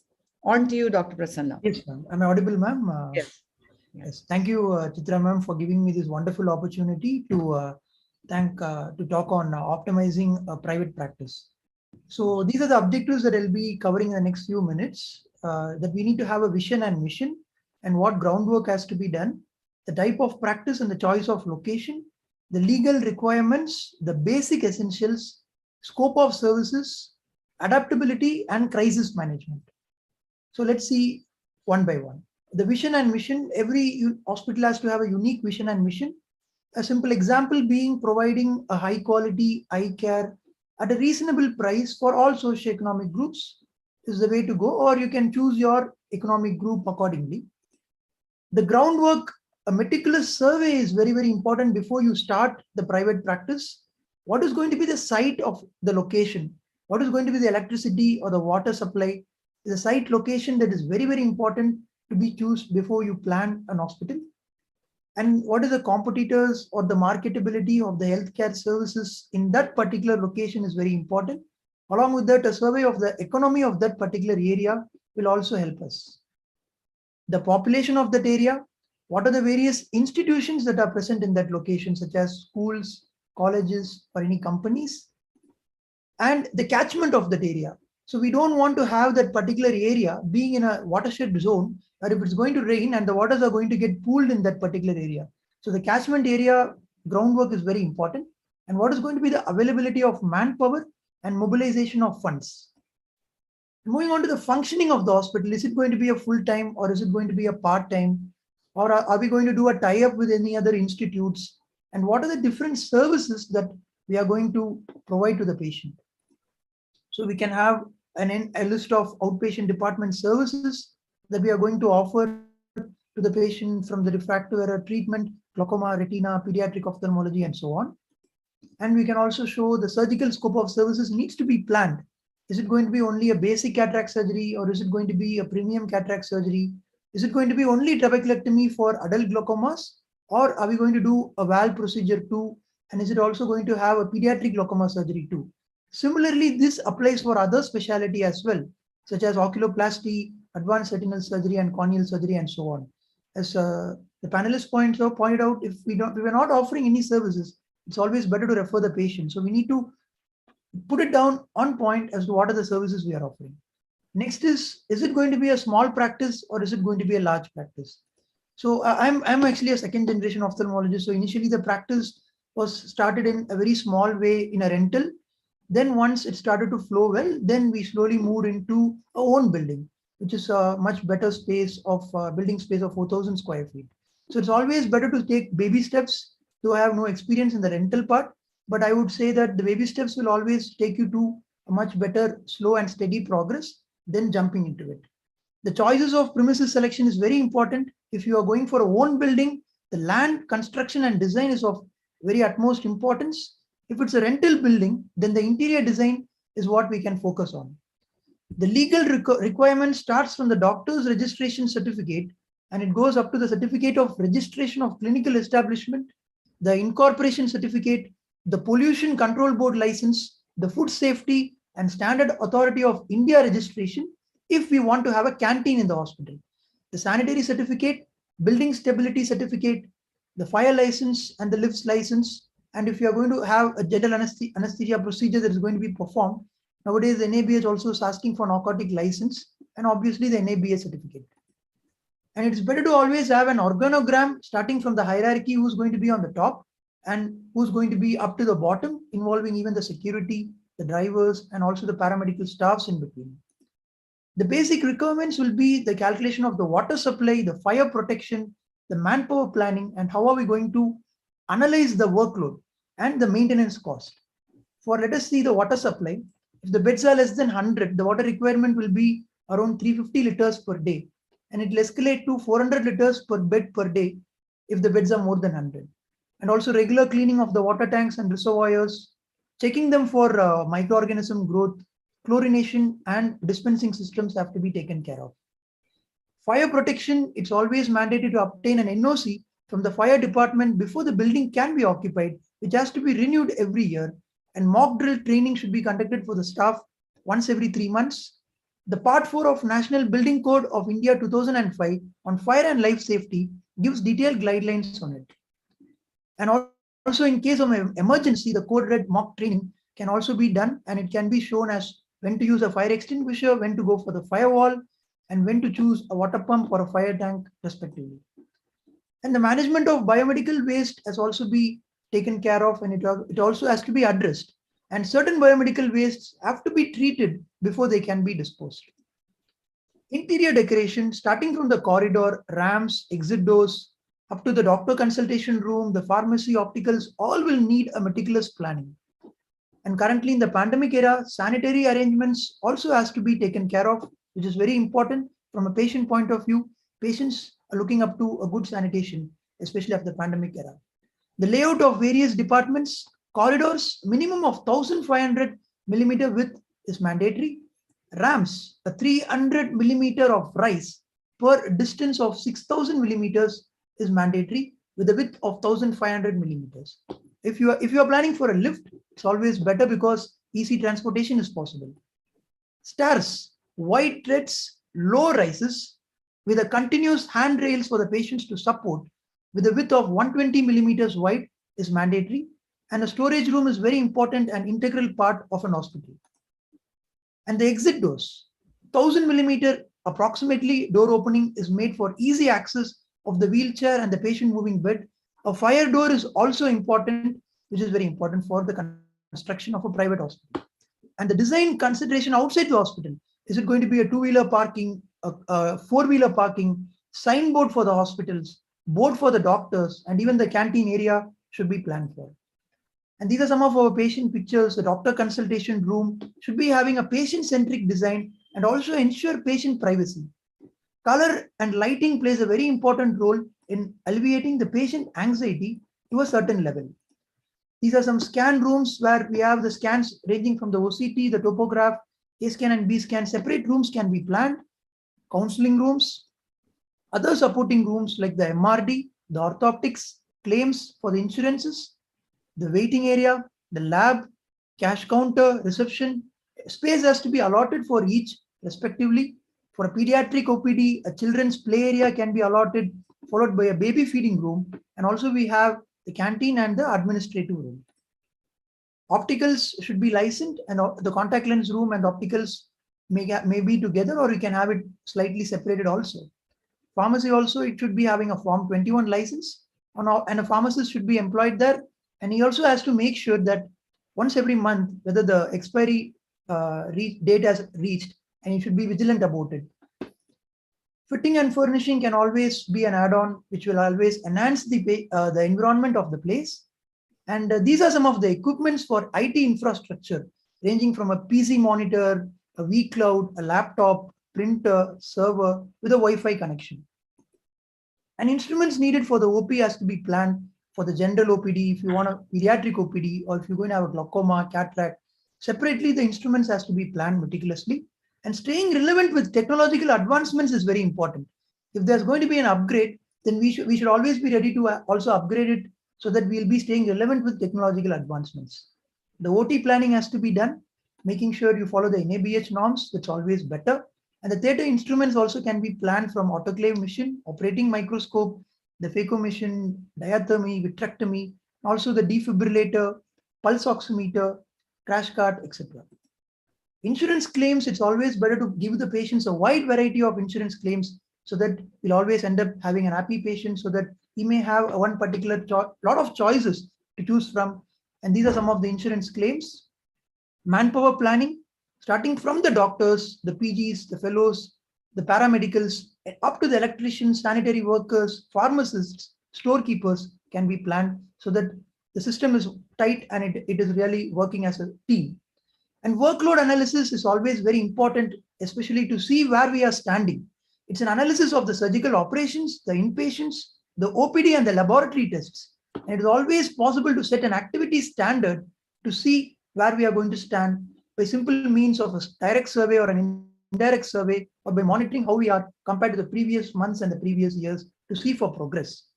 Maintenance is very, very important, where you will have the maintenance for civil buildings, maintenance such as a painting, repair, electric bill, plumbing charges, water bill, fire maintenance, carpentry maintenance, housekeeping maintenance. So these are all one has to keep in mind before entering into a private practice. Obviously, we'll blend our practice with the ethics and the community outreach, where there is an active community involvement, and crisis management. Whenever there is a crisis, it's always better to innovate. And during the first wave, when there was a lot of issues with the triaging, we had an undergo basement where we just temporarily changed it into a triage area and screened the patient there, and then took the patient into the hospital. Sometimes certain innovations or point of care innovations from the patient point of view will work wonders. One such thing was the creation of a cubicle during the pandemic initial phase, which helped us in screening the patients by providing a doctor and paramedical safety. And these are some of the things that even in private practice, we can take care of. And telemedicine is always mandatory, so that we can reach the mass population too.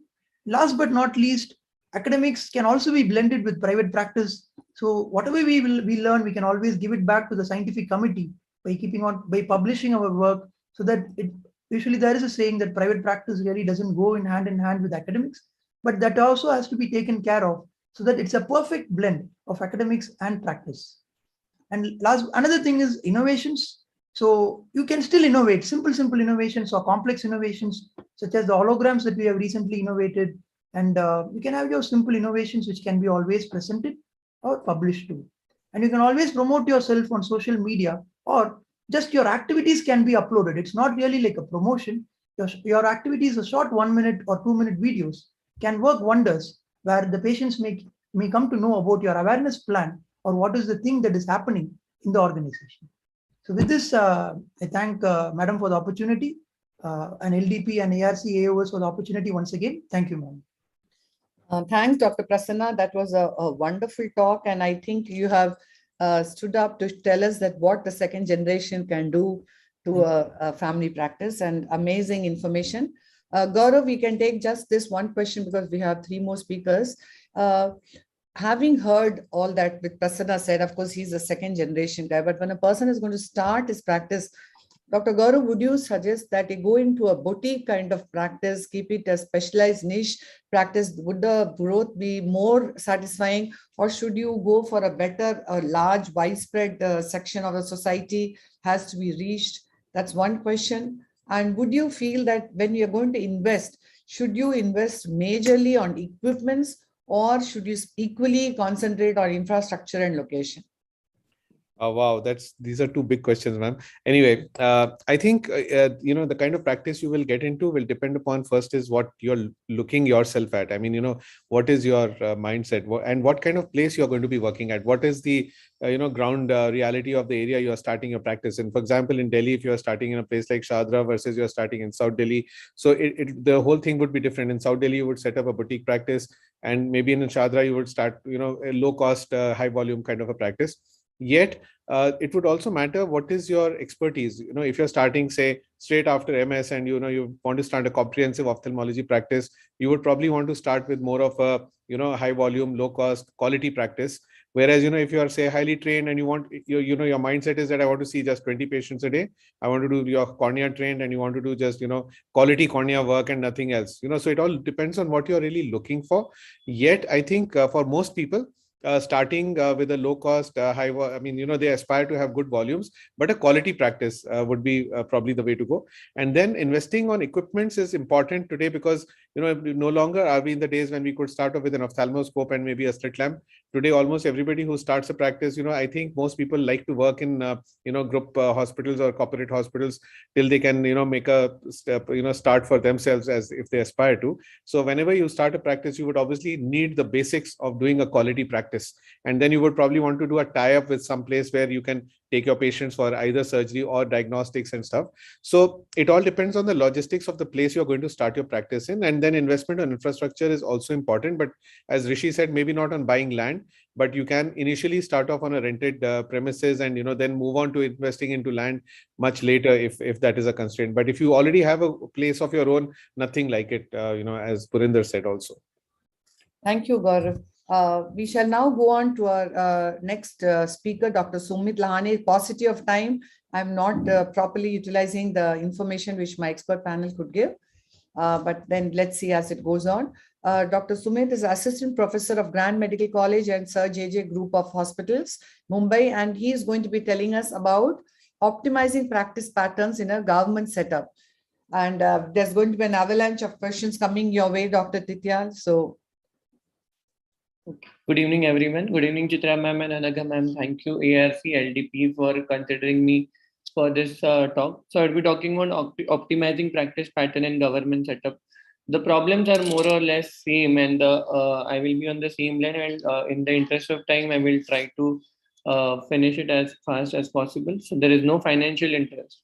Look at this picture. If you want to get admitted yourself or your relative, will you prefer this, or you want to go and admit in this hospital?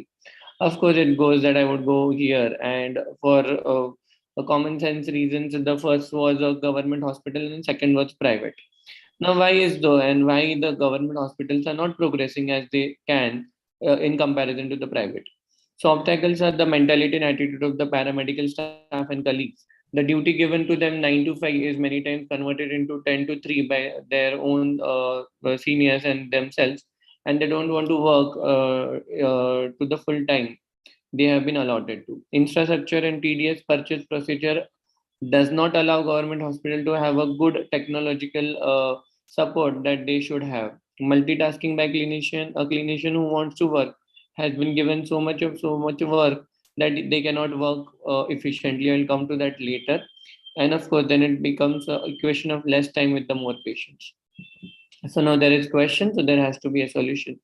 So how do we plan a solution in such cases to overcome this problem? So mentality and attitude of paramedical staff. You will always see that this kind of people working with you, let it be any setup you are in. So the mantra we follow is be the change you wish to see in the world.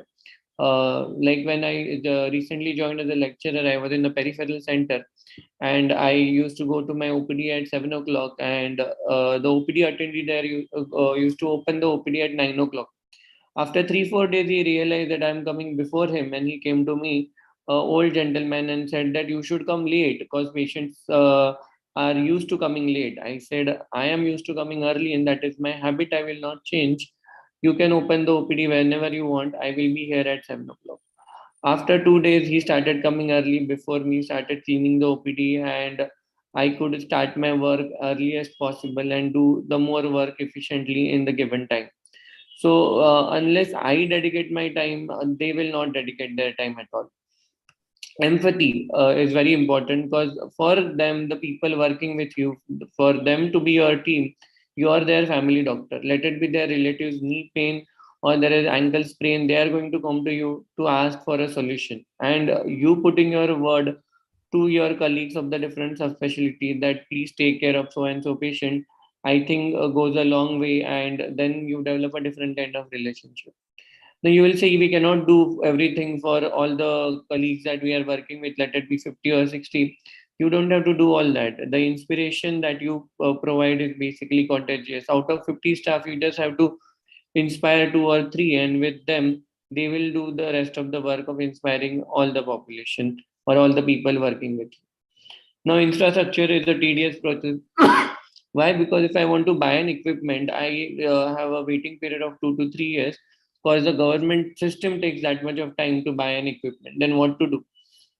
Very simple. There is something called as CSR. Every huge company want to give a part of their benefit for some charitable process, and we have our own social work department who is on always watch of such companies, and their 2% makes a huge profit for us and basically for our hospital to get the infrastructure.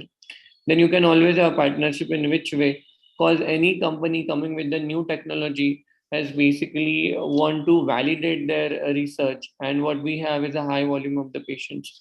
So this kind of a contract between a technology providing companies and you as a government setup helps you to get the technology and them for a research. With this, you can of course increase your infrastructure in an optimal way. Now, what is multitasking by clinician? Now, in a government hospital, a clinician is not only a doctor looking after the patients. He is on multiple boards of inquiry committees. He has to do a lot of clerical work, answer to multiple RTIs which are not related to him or his department, and that takes a lot of time. And then it becomes very difficult for him to work efficiently, which leads to the equation of less time, more patients. How do you do it? How do you come over this? You train the available staff. We do have an optometry school. There are optometry students, senior optometrists. Is a manpower what you have, and if you train them well, they basically do all your primary workup, almost all the patients. Now we do have a counselor in the corporate hospitals who counsels the patient about everything. But if you have a postgraduate and the fellows trained well, they can be better counselor than anyone else. Suppose you're caught up in certain meeting or you have been given some administrative work and you're not able to help in your OPDs or OTs, then basically the triage of time you need to do, and basically if you have a trained people with you, they can take care of your follow-ups, and you just have to go and see certain new patients, which basically help you to work more efficiently and still go on the process. You of course set up the fixed protocol, that you train them well, that they should know that how the each case, especially emergencies, should be managed. So even without you being there, your hands are still working in the hospital. Now, what are the advantages? After talking about so many obstacles, are there any advantages of working in government hospital? Of course, they are, and they are multiple. Suppose I'm sitting in a private practice and I want to say, send a corneal scraping, or for that sake, I want to do a certain checkup which is difficult to find out around. Then that is not a scenario here in the medical college or government hospital. I want to give an example that 2.5 years back, we wanted to start our own autologous serum and PRP eye drop. And then we realized that we are short of certain things like reagents and the centrifuge. And I just have to call the biochemistry department, and whole of the department was much more happy to come and help us to make this eye drops. And they were very keen to be a part of this clinical picture than to just sit in the labs. Similar thing with the pathology, and the similar thing with the other departments. So basically, interdepartment correlation, let it be microbiology, pathology, is very good in a government hospitals.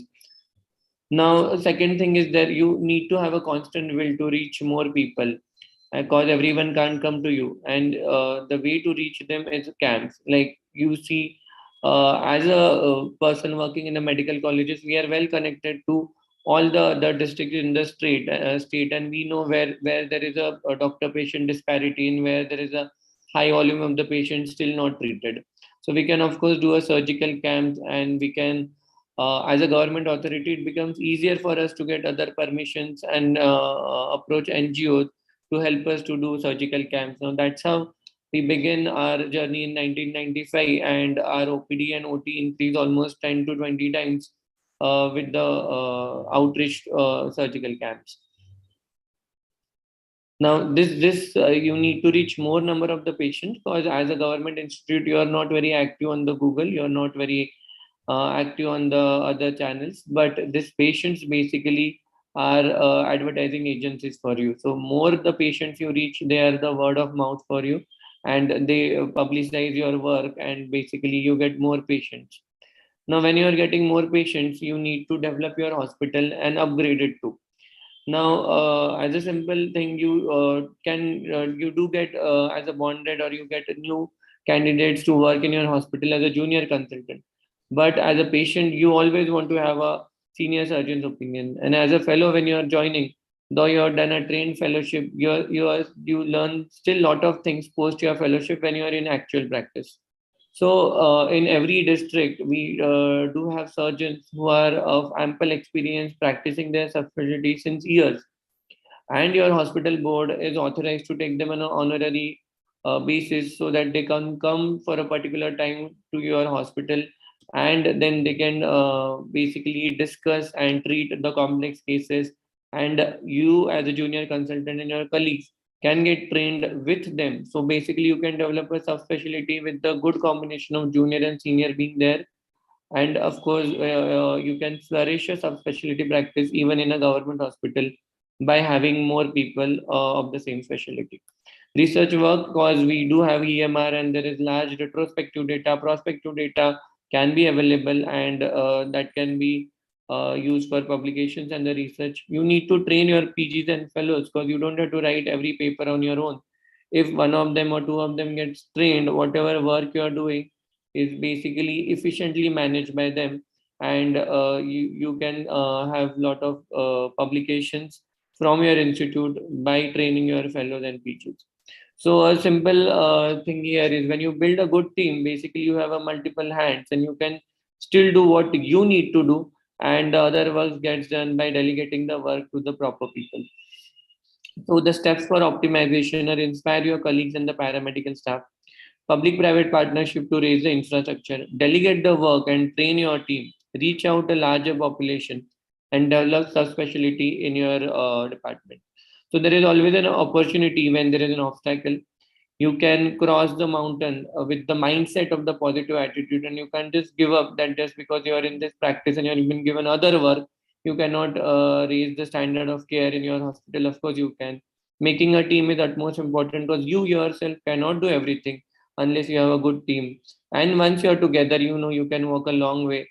And that's why it is very important to develop a team and infect the people with the inspiration. Thank you again for all of your patient listening. That was a wonderful talk, and you really actually made us realize that growth is possible in any segment of practice. It's how you rise to the challenge and how you take it forward. But at any point of time, I know you're doing really well, but at any point of time, what would you tell youngster here in this crowd, that would it become restrictive if you are in a government practice, or should it be used as a stepping stone to move into private practice, or do you get very professional about running it as a very ideal government practice? Ma'am, basically, I would take it as one of the stepping stones, because as I said, once you are done with your subspecialty practice, you are not seen everything and you learn a lot post your training. So being in a government institute or the larger institute is one of the thing which you exposes you to the more patients and of course to the administrative duties, which becomes difficult to when you start your own clinic. And there are, as we heard from our own colleagues, that there are a lot of hurdles that you need to come over. So being in a government setup, you can have your own contacts and you know how to exactly develop a practice later. Now, then that is completely an individual decision that you need to continue the practice you are in. If that gives you the satisfaction, then you can continue in the same. And if you want to develop your own private practice, that door is always open for you if you are willing for that. I think TTL sir would be yes, TTL. Yes, Dr. TTL, I actually wanted to ask you, why is it that, for yours is an Apex setup and you get funds coming in? What is the reason why the government hospitals in our country are not able to evolve? Is it the shortage of funds? Is it that the wrong personnel are heading each of these institutes? Or is it that there's so much of corruption which is rife, which is the only main reason why these hospitals are not evolving? Dr. Titian? You put a very difficult question which can be answered in such a platform. As far as things which are, people point out the government sector is not coming up to the expectation of the country. And I'll not talk about the other part in terms of character of people in this country. It is same everywhere, not in the government sector, it's in the corporate sector, private sector, everywhere. The character of Indians are similar. So we should not blame an individual in this regard. As far as the funding is concerned, I think if you look into the amount of money in the health sector, compare the developing worlds, developed countries, and the poor countries, a huge difference. And the amount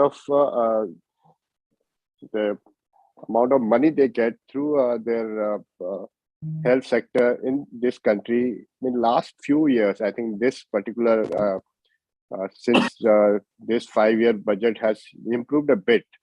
That's why it improved the infrastructure in the various parts. If you look into a government sector, I think we can divide into 2 or 3 parts. One is a teaching institution, which are medical colleges or institutions where they have a multiple responsibility, which Sumit had nicely pointed out. Second category of hospitals are district level hospitals, which are classically cannot be termed as a teaching institution. They are basically servicing part of our country, which connects to our various sub-centers and primary centers. Definitely, there's a lack of infrastructure in these areas because these concepts have been developed a long time back, 70s and 80s, and government has not done to improvise these areas. There has definitely been a point discussion happening nowadays to improve these district hospitals to make it them look like a medical college in future of all the district hospitals of this country, which might improve things a little bit. But as far as government institutions are concerned, where teaching is happening, like medical colleges, which are around 174 medical colleges, apart from the other institutions, their prime responsibility, apart from the patient care, second is giving a good teaching to the people who are coming through various academic exams. So these institutions are getting the best students possible, and they have to come out with the flying colors to serve the country.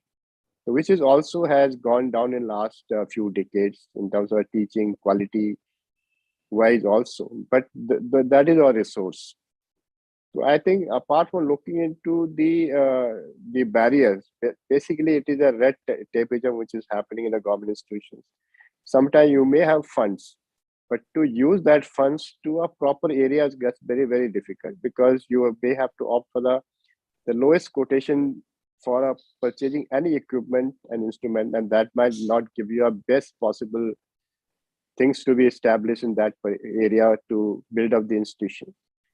And which Sumit talked about, the work culture in an institution or a medical colleges or a hospitals is totally different than a private area, because there's not much incentive for these people for working in that particular time or a particular area of work. In these cases, they are just bound for their pay, which automatically increases as they get into after a few years in terms of seniority wise. Incentive wise, work cannot be done in a government place. For that, you require some other modes. There will be a few individuals who can motivate these people to work in this area to improve. The motivational thing also is a difficult part in the government places. I understand most of the government places may not improve the way we want it as in the private sector. So that's a difficult area. Unless we have a freedom of autonomy of medical colleges, medical institutions, from the other administrative point of view, things will be very difficult in this. Autonomy has to be given to the medical colleges. It may be a principal, it may be a medical superintendent, it may be director, to really go into the best possible purchase for equipments, best possible establishment to happen. And that will definitely change the future of our younger generations. As far as few institutions are concerned, they are doing good job. We have a good institution also. We are producing a large number of undergraduate people. I think as I talked about initially, the health sector providers, 80% are private areas and only 20% government sector. As far as education is concerned, 80% education done by government sector and only 20% by private sector. If today private sector also takes up the teaching, or especially super specialization teaching, then that will also have better people coming out in a market, in a to build a practice. So that will be an actual balance. The private sector, corporate sector has to take a burden of teaching and the fellowship programs, so that we have a better category of people coming. Because today, if we have thousands of people take undergraduation courses, complete them, then post-graduation becomes very difficult. The space becomes less. After that, super specialization becomes a little more harder because you have lesser space in the government sector. So I can say here, we need to divide the both areas, patient care and teaching of our young generation, equally from both sides. Thank you. Thank you. That was a very profound words which I heard from you. And I'm sure in your tenure, All India Institute is going to see something very, very definitive and good. All the best to you. We shall now go on to our next speaker, Dr. Harshit Vaidya, who's a consultant vitreoretina surgeon at Dr. Vaidya Eye Hospital, and it's a family practice. And I think is the right person who's going to talk to us about integrating into a family practice. And Dr. Rishi Swaroop would be asked some questions on this once this talk gets concluded. Thank you, ma'am. Thank you for the introduction. So yeah, it is every parent's dream to see their child succeed. And I'm sure it is a doctor's dream to see their child someday join them in their practice and carry forward their legacy. Our story is no different. I joined my father's practice a couple of years ago, and the journey has been nothing short of an exciting and exhilarating journey, which has taught me a lot in these 2 years, and the experience has been amazing so far. All throughout my education, however, I was told and made to believe that my life is going to be a cakewalk, and all I need to do is study and get back into practice. And nothing could be further away from the truth. I acknowledge that I come from a privileged background. Having a setup is a privilege in today's era. But there are certain nuances, there are certain points, there are certain issues which are integral to the family practice. And your today, slides are not moving, but I think you're still in the introduction, no? Yes, ma'am. And today I wish to address a few of my own experiences. Is it moving now, ma'am? No.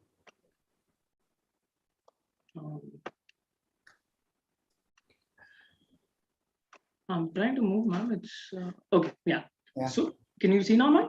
Yes. Yeah. Okay. So what do we get when we join our parents' private practice? We get a place to practice. Well, in a city like Bombay, that is an amazing thing to have. Financial flexibility, an existing patient base, and an understanding of the private practice, which is slightly better as opposed to our peers who are starting out all by themselves. However, what we do not get is the skill and knowledge that we need to acquire, the respect and recognition that we need to earn.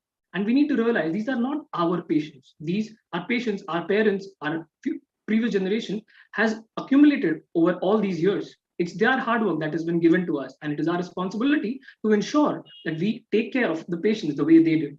And at the end, there is an issue of the credit in that we'll always be told by someone or the other that you are here only because your parents did this for you. So these are certain issues that you deal with. Coming to the certain challenges which we faced in the past 2 years, and I thought of addressing just a few of them so that we have a better understanding of how a family practice would be. So once we started working, we realized that our differences of opinion could range on a vast array of topics. It could range from patient care to finances to day-to-day functioning of our hospital. Well, this could make you feel unheard at your own place. Your parents could feel that the child is not doing enough or he's inexperienced and he doesn't have that acumen just yet. Well, for that, I think communication is the key. As cliched as it may sound, this is a small practice that we started a few months ago to ensure that our communication is smooth. We ensure that every week we have a 30-minute conversation purely for our work. This ensures that both of us can hear each other's opinions. This ensures that we are both on the same page for our progress of the hospital. The second issue that we face commonly in practices which are family run are resistance to change. Well, our practice has been running great so far for the past 30 years. Why do we need to change anything? Well, a pushback like this is fairly common when we see, especially in family-run practices, because things have been going on smoothly all this while, and newer approaches or changes in the existing pattern are dealt with such a pushback. What we've realized is leading by example and giving evidence of why a particular change works is a good way to go forward. For instance, we've had our electronic medical records in our hospital installed for over 10 years. And for the past 8 years, they've not been in use. So when I joined back a couple of years ago, it took me a good 3 to 6 months to ensure that we changed from our typical prescription giving to an EMR software. So a slight persistence by explaining that why a particular change will be good for our organization is an essential tool to understand and allay these fears. Secondly, having an external counsel or an advisor for some major decisions can allay a lot of problems in that a third party unbiased view helps us in solving major issues. The third aspect could be of acceptability. Certain times patients are not willing to be examined by a junior and somebody who's just come out of his education. Your staff may not be willing to accept the orders that you give. And the naysayers will tell that you're here because of your privilege and that you haven't earned your right just yet. Well, it has to be a patient game. This is a long-term game. What we need to realize is we need to build rapport and be empathetic towards our patients. We need to realize that these patients have been following up with a particular doctor, which is your parent in this case, 10, 20, or 30 years. It is not easy for them to shift over to just a junior who's just joined. In this case, in situations like this, it is important that we are available and give time to our patients. Initially, in the first few months, whenever my dad's patients would join in, I would refer him back to them. But over the past few months and years, what I have done is I see those patients just as anybody else in a postgraduate program would. What this did is it builds a rapport between me and the patient. It generates a trust. And then these patients eventually don't mind seeing you all by themselves. The fourth evil, which percolates in family-run practices, is an unstructured governance. And how can you blame anybody? It is usually a one-man show in which a single person takes care from administration to insurance to OT to taxation and everything around. So when we come from higher institutions, it is our responsibility to ensure that some standard operating procedures are set in play. This ensures a smooth functioning of the organization. It is essential that we define our roles may it be our spouse that we're working with or our parent. What this does is it ensures that the micromanagement reduces. It also reduces the duplication of work that may happen. Having a financial clarity from the get-go is a good idea to begin with. Knowing your financial responsibility for your organization, as well as your financial compensation from the organization, also allays a lot of issues that can probably happen in the future. And knowing that we should not be taking the work back to the dinner table. This is a small yet important aspect of keeping our financial, our work and our life and our balanced. So here I would like to give 4 key take-home messages. Here we need to realize that always we should have our communication channels open. In case we need to bring about a change in our organization, we should lead by example and seek external advice whenever needed. In case of our patients are unwilling to see us initially, we need to be patient, we need to be humble, and we need to be empathetic. And last but not the least, we should define our roles clearly and have a financial clarity to ensure that our future is in place. Thank you. That was a wonderful talk. 1 minute, just 1 minute. That was a wonderful talk. You covered it all, but I also do understand that there are a lot more challenges which you have not discussed. Rishi, I'm going to ask you them.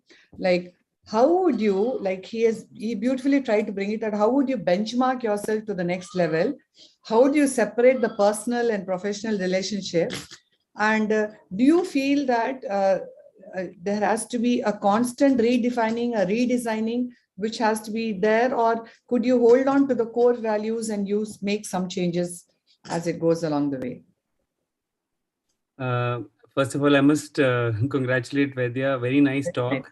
You covered all the key points, and it took me down my journey when I joined my father more than a decade ago. This like everything coming back to me. So, very nicely done. And coming to ma'am's question, you talked about values. I think any practice is identified by its values. And if it has been successful, it is because of these values. So I think one shouldn't tinker largely with them.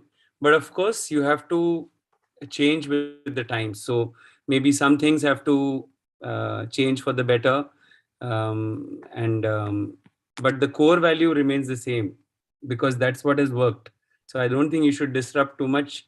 Maybe gradual, gentle changes depending on your personal ideology and how with the rest of the family it gels.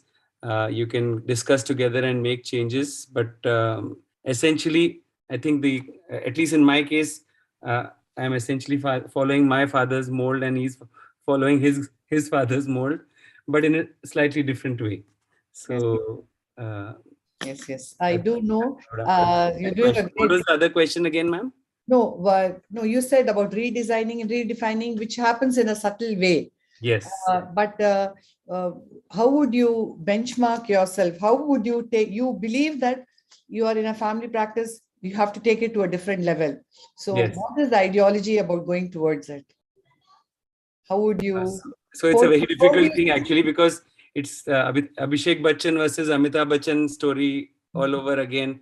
I'm sure anybody who's joined his father's practice will identify with that thing. And initially it's very difficult actually. And like Vaidya mentioned, everybody wants to see you and then go and show the main Bade Doc Saab. And it hurts your ego because you know you're good at your job and you have told whatever is there, and there's nothing extra that your father or mother or anybody is going to say. But you come to realize that it's not just about the patient care, it's also about the trust. So you have to earn their trust. So of course you have to, that has to be the benchmark, but you have to raise the bar, and if you're good in your work, automatically that will happen. And then you have to set benchmarks for every year. Okay, now we are here, next this is something new we have to do together. And I think it was very nicely put by Vaidya. Communication is the key to avoid friction and to progressively grow forward. Yes, it's Rishi, you spoke well, and of course Harshit did a great job of it. So there is a lot which could be discussed. Actually, this could have been kept as one session, Yes. and we could have discussed it very well. But anyway, this is just an eye opener about the amount of talent which we have amongst us. I'll just add one more point to what I said. Yes. You also, not just you have to earn the trust of your patients that you're as good as your father or whoever was the primary practitioner. You also have to earn the trust of the primary practitioner. Yes. That you're capable of running the practice. Yes. And you are capable of doing a good job for his or her patients. Yes. For Chitra, me, I'd like to add one thing. Yeah. Yes, sir. Yes. Rishi, I think apart from the the generation which are going to attach to their parents, it is the responsibility, duty of parents also to give a space to their younger generation, give a some sort of support and the confidence to be given, and the little independency has to be given. I've seen many young people being a very bright. They are under the shadow of their parents for a lifelong, and they never come out. It's because that balance is not there. So there's a responsibility. Chitra is sitting here; she can answer this question. The how would they should manage to their kids joining them? It is very important. Very important. It is very important. I think it does very well if the next generation, they have seen their parents struggle and work hard. And so, good majority of these children are actually the model youngsters who join the practice, who have constantly respect their parent and know the kind of work. They have seen it in their 25 years of their evolution or 30 years. So they would do their best to take it forward. It's just a give and take, and it blends beautifully. And I don't think, and I know Rishi and Harshit are the right examples, and so has Shreyas been in our practice. Can I just make a quick comment? Yes. Actually, I am also a second generation ophthalmologist. My mother-in-law was there for 25 years before I joined.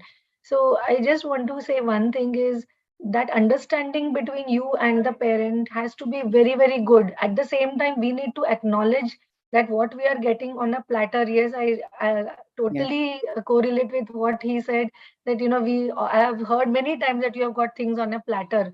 The question is from how you raise it from that thing, whatever you have is all up to us. So we need not keep feeling that guilt and this thing that we have got something on a platter and we need to prove something to anybody. We don't need to prove. If you just need to be on your own and be good, you can develop your own relationship with the patient, so that itself will bloom over the years. And one thing what maybe the parent or the other person, spouse or whatever, could do is keep different timings and refer the patient to each other. So then that itself becomes the trust that the parent shows in the child, or you should not call it a child anymore, to the new entrant. I think that trust, that patient himself will feel that yes, he is showing that trust. So that is one way how we can. I think it's all about mutual respect, and I still see Anaga respecting her mother-in-law and acknowledging her at every turning point. And I think that augurs for the blessings which comes pouring in. So we shall now go on to our next speaker, Dr. Dharmesh Kar from Kar Eye Hospital, who is going to be telling us something very, very important and which has a business value: how to integrate opticals in an eye hospital. So on to you, Dr. Dharmesh. Could you share your screen?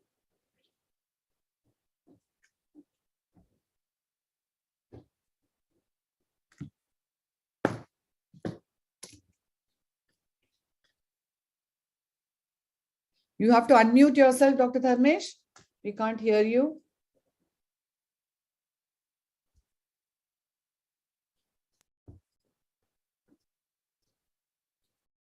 Dharmesh, unmute yourself. We can't hear you. Unmute yourself. Yes. Can anybody hear him? I'm not able to hear him. No, ma'am, we can't hear him. Dharmesh, I think the volume of your... Now it's... now it's better. Yeah, fine. Sure. Yeah. So good evening, Chaitra ma'am and ARC team, for giving me this opportunity. Now this is becoming one of the important part, like optical shop in all the eye hospital, being a private practice or you are in an institute. So I'll be talking on this, and Yeah, you need to move to your next slide. Just a minute. It's not moving. Yes, it is. Yes, you're fine. Okay. Yeah. Yeah. So my financial disclosure is none, and it's always a question that should I start the optical shop or not. So the answer is definitely yes. You are being newcomer, or you are being there in the many years in the practice. It's years is always a good add value to our practice. And what if I already have an optical store in my there? Then how to increase the revenue or footfall? That's always a business model, and it's add to our business and revenue. So it's definitely a good. So we discuss both the points in the talk. Now, how to start about it? So how to start any optical shop? For any business model or anything, we decide about the space, location, outsourcing partner, training the staff, patient feedback, and analysis. So we discuss in these points about the benefit of starting the optical store. Is it's always like a in-house services. So we get some benefit to all the patients who are coming to our hospital. It's a convenience to the patients who are coming from far. They can have all the things available in one go under one roof. You can get a professional guidance by meeting patient. Consultant notes that he knows a bifocal, he needs progressive, which kind of glasses they need as per the profession.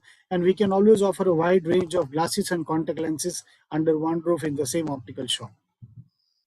Now, for the first point, the space. So for the minimum space required is 80 to 100 square feet for the private practitioner in metro cities where it's a small places. For a bigger setup, we can have a dedicated shop or a room which should be on the ground floor and have a good visibility. The location, so it's always easily visible and accessible. We have many old age patients, so we cannot have the optical shop in the loft or somewhere corner, or which is difficult for any patient of going and reaching there. So it's in the private practice, we usually can have near the entrance or the exit where patients are going after consultation, or they can see when as soon as they come to the hospital. A small corner with an attractive display and a big poster can be put up. In a bigger setup, can we have a shop on the ground floor or a dedicated room provided where all the things are there? Now, outsourcing, it's definitely a yes, because the glass making, keeping a one person who is giving the buying a frame and making glasses, giving, dispatching, all is a very difficult task by alone, and you are always dependent on as one single person. So it's always a good to be outsourced. Now, what is there? There are either corporate chains like Titan, Ben Franklin, Specsmaker, or you can have a type with the local opticians who are doing a good, and they can come and attach to your clinic and they manage the show very well. Now, as a business model, any business model like this, one of the part of business of eye hospital can be add to our revenue generation. So it's the commitment, how we give it to the commitment, like you are doing a MOU with any corporate chain. So we have to be very careful, like how we give with equipment or IOL commitment, how much patient comes, we all the patient won't go to the optical or purchase from them. So we have to commit in a very sensible way, like few patient will not buy, they have their own opticals from many years. So we commit with very reservation, or it can be an open thing. Then we always discuss about the patient satisfaction. Like patient satisfaction has to be there. If they buy from our own optical shop, they are very keen there. We are more responsible. They make expensive glasses, especially progressive glasses they make, and if they are unhappy, they spend lots of money and they come back to the hospital for just complaining about the opticals. Now, profit sharing is always there. It's either the total cost what we have from between 30 to 40% of the total cost can be shared with the hospital practices. Accounting can be part of the hospital team, either doctor himself or someone from the family can be taken care of the accounting and the in charge of the optical shop. Revenue generation, it's some of the very key pillar for revenue generation. Like if we just take all the subspecialties and all, especially like pediatric ophthalmologists where many kids require glasses, then definitely it helps and gives the revenue generation and lots of good return in this. A replacement and repairing of glasses, which patient has purchased the glasses from our optical shop, then our optical person or our hospital should be responsible for it. Now, training the staff is important because all the staff should be aware about the facilities which is available in our own optical shop. Many times patient ask to the our other staffs when they are waiting in the area, they are getting dilated, and they are aware about things, what are the things available, or the patient relatives who have come, they might be just interested in taking the glasses or having the glass number, or need to teach them to direct all the patient to the optical or pharmacy after the consultation, that we can discuss in detail how we go. Now, what the tricks we can use to increase the footfall in the optical shop? If you have only optical shop in the hospitals, we can keep our auto refractometer, lensometer near or inside the optical store, where patient actually go there, do the test, and they visible, and they come to know what the things are there. We can provide the glass prescription printout. If you have EMR, it is the best thing, or to collect the glass prescription from the optical counter. We can have a bigger, better, and impressive display of the glasses there, and can be an attractive poster around the optical stores. Now, patient feedback is always very important, because we can help us to improve and change the SOPs. So they should not feel like, we are just making a business or being forcing them, but it can be projected as the convenience for the patient, and all the facilities under one roof they are getting, including the glasses. And for the outpatient department, they can courier it or send it by their address by parcel, and they are very happy for that, because they no need to roam around, especially the old age patients. Now, analysis is just example, like for total patient visiting OPD per 100 patient, how many are going to the optical shop, or from the optical shop, how many percentage of people like buying bifocal, progressive, or pediatric contact lens, or they are just buying normal glasses, and they always help us to analyze what patients' behavior are. So thank you very much, ma'am, for the time. That was again a very nice summary, and you really stuck to time, and that was good, Dr. Dharmesh, because going forward, I would want a word from Dr. Purendra Bhasin and Anagha and Gaurav. Like, how would you differentiate your own opticals from a regular optical shop? Question number one. And the second question is, what is the impact of chains like Lenskart and these online portals to one's own optical shop? And how do you deal with the challenge of tracking the performance of an optical setup and keeping track of the inventories? So, Dr. Purendra Bhasin is there? I think, ma'am, he has left. I think he sent a message. Oh. He had to leave. Yeah. Okay. Dr. Gaurav is there? Yeah. Yeah. So in fact, ma'am, 20 years back, when I joined practice, I also joined a family-owned practice. It was looked down upon to have an optical shop, and it was thought below your dignity to have an optical counter. And for many years, we continued to think like that. And it was only when we changed premises and we were into a new premises, then we decided that, since a lot of patients did expect the hospital to have a optical counter, and we optical counter as well, and we outsourced it to one of the, we outsourced it to like Ben Franklin, amongst like what Dr. Dharmesh spoke about. So it's been a good experience. I think patients are actually quite happy, as long as you are not pushing patients to your optical counter. I've seen at some places, many places, in fact, that, the prescription printout will only come out at the optical counter. So I don't think patients really appreciate that, because it kind of seems to push them to the counter. So, I think good services and, good range of things, and making it visible, making it, easily accessible, and each patient should be able to pass through, like many new hospitals, they make it in such a way that once the patient is like entering in or leaving the hospital, they would have to walk through the, area of where the opticals and the pharmacy is. So that tends to bring in the patients there. And if you have displayed well, that's one part. The second part, I think, is that it's very important for satisfaction. So a good range of, products available, and, good counselors, and, kind of making sure that the patients are satisfied. And in case there's a problem, then, free replacements, or, kind of troubleshooting, all that builds the confidence of the patient. So I think definitely opticals have a good place. They bring in fair amount of revenue as well. And definitely today, when things are becoming very tight for private practices, because reimbursement rates are going down, the government is tightening its, fixing rates for almost everything. And from just about 10 to 20% of your practice being a credit practice, now it's almost 60-70% of low cost practice, which you're forced to do. I think additional revenue from the opticals helps the hospital to improve services, invest more in technology, should be definitely looked at and should be propagated. As far as how do you keep track of the inventory of frames and lenses? Dr. Tityal, maybe, would you like to say, or Anaga wants to say? Yes. No, sir, first, sir. Yes. So this is an area where there could be a lot of pilferage and a lot of things can go wrong. So how do you go about auditing the frames which are there in your setup?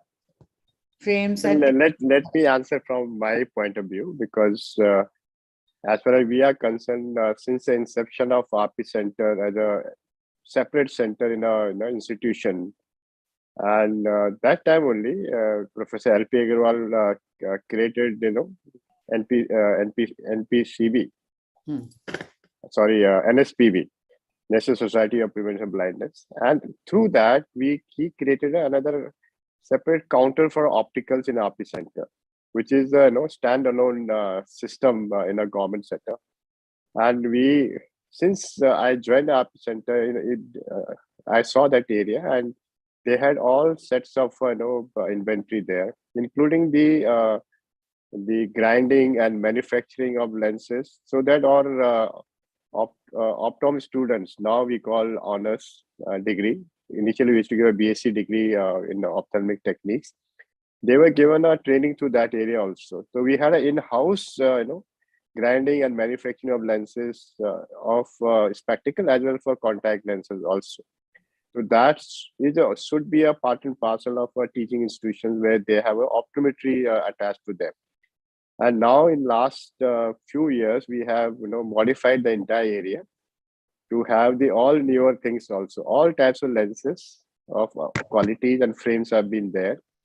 And we are also providing the free of cost frames and lenses through other channels also. The government sector has a special pressure to provide the low cost free spectacles and frames also. So there also, because we do have a lot of people coming with a bigger requirements, like you have a progressive lenses, they are also being provided. So opticals has to be a part of our practice nowadays. You can't separate them. Government sector, private sector, it has to be a comprehensive practice of our entire area. Yes, Anaga? Yeah, ma'am, just a few issues I thought we need to also add in regarding your question as to looking at the inventory. Once you are outsourcing it to somebody, then usually that headache is reduced. So your revenue will be less, no doubt, but at least that headache is not there. If you were to do it on your own, then you need to take up that headache also, and then probably you will get a bigger margin, but that price you have to pay. Now, there are a few issues, like when you have an optical of your, like if you have outsourced it in your own clinic, then most of the opticals around in the neighborhood would have some kind of resistance, and they would not like to send their patients to us, like, for cataract or for whatever reason. Not only that, they would also probably demotivate those patients if they feel that you are more of a competitor for them because you are now into their arena. Yeah. So managing the other opticals is become sometimes a little difficult. So you need to balance out. Not only that, sometimes if you have probably from your side the wrong prescription or whatever, then they take it as a point and then they keep telling the patient that, they can highlight it. But one advantage that you have of your own optical is if there has been a problem in the making of the glass, then you can easily talk to your people and then get it corrected. So then the patients don't have to really have that botheration. Actually, what we do in our practice is we ensure that every patient is first asked where they have come from, and if they have come with an optical referral, no way can that patient get glasses from your optical shop.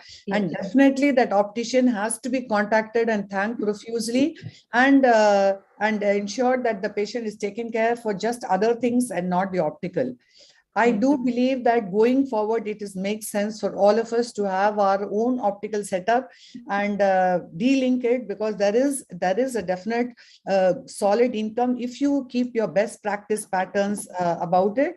The only thing is we need to have, as time goes on, you all are all young in this practice, you all should adopt a software called ERP software, wherein what it would do is it would barcode all the things which you have in your optical outlet. So every small thing which is in this incorporated in the software, what you're buying, what is there, what is purchased, what is the lens being bought, where is your supplier, and all the details would come to you.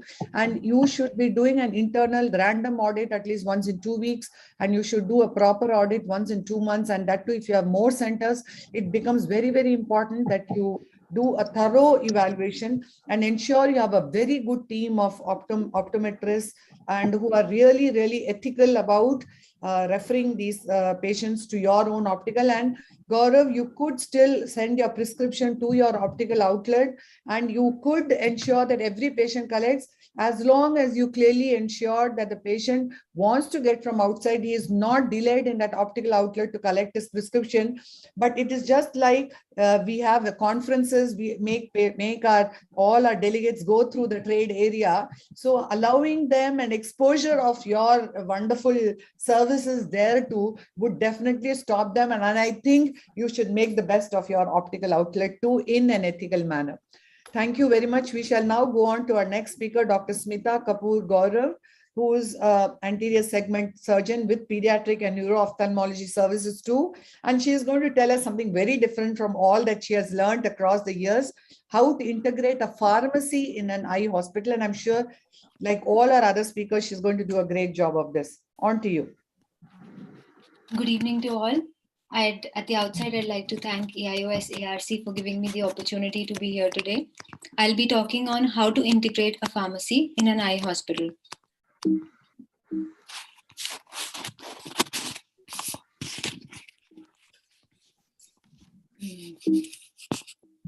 My slides are not moving. Oh, click on the body. There's an arrow there on the side. Yeah, you have gone. Okay. So I'll be covering the talk under the main key points: whether to have a pharmacy or not. Once the decision of having one is made, then whether to outsource it or to run it yourself. And once you decide to have a pharmacy, then how to start a pharmacy, what computer softwares are available, how to manage the stock, and how to make the pharmacy profitable. So the purpose of having a pharmacy is that the patients receive the right medicine at the right time by an efficient and economical system. So coming to the first question, whether to incorporate a pharmacy or not. So if the daily patient OPD inflow is good, then incorporating a pharmacy can be financially viable. Example, if a solo practitioner does not have a good daily OPD, then one should not have a pharmacy. However, if there is an OPD of a good 20 to 25 patients, then in a solo practice, and especially in a bigger group practice or in a corporate setup, a pharmacy is a key requirement. The second thing is space. As for a drug license, you require to have a space of about 10 square meters, that is roughly 100 square feet. So if there is a constraint of space, then a pharmacy cannot be planned. Also, for a drug license, a registered pharmacist is required, and an additional person is usually needed to manage the inventory, order drugs, return the expired products, and manage the pharmacy if the pharmacist is on leave. So keeping the above points in mind, if the electricity, space, and manpower cost can be compensated by the sales, then there should be no two thoughts about establishing a pharmacy. So the next question is whether to outsource it or run it yourself. So an outsourced pharmacy reduces your effort on designing, branding, managing the staff, and maintaining the drug inventory. However, then you cannot prescribe drugs of your own choice. On the other hand, if you manage your pharmacy, then you can initially start with minimum inventory. You can prescribe what you want to. But the flip side is you have to design the place, get purchase licenses, employ a pharmacist, and you have to keep track of how many drugs are in stock, how many are near expiry, which brands you want to keep, and which ones are going to be most profitable.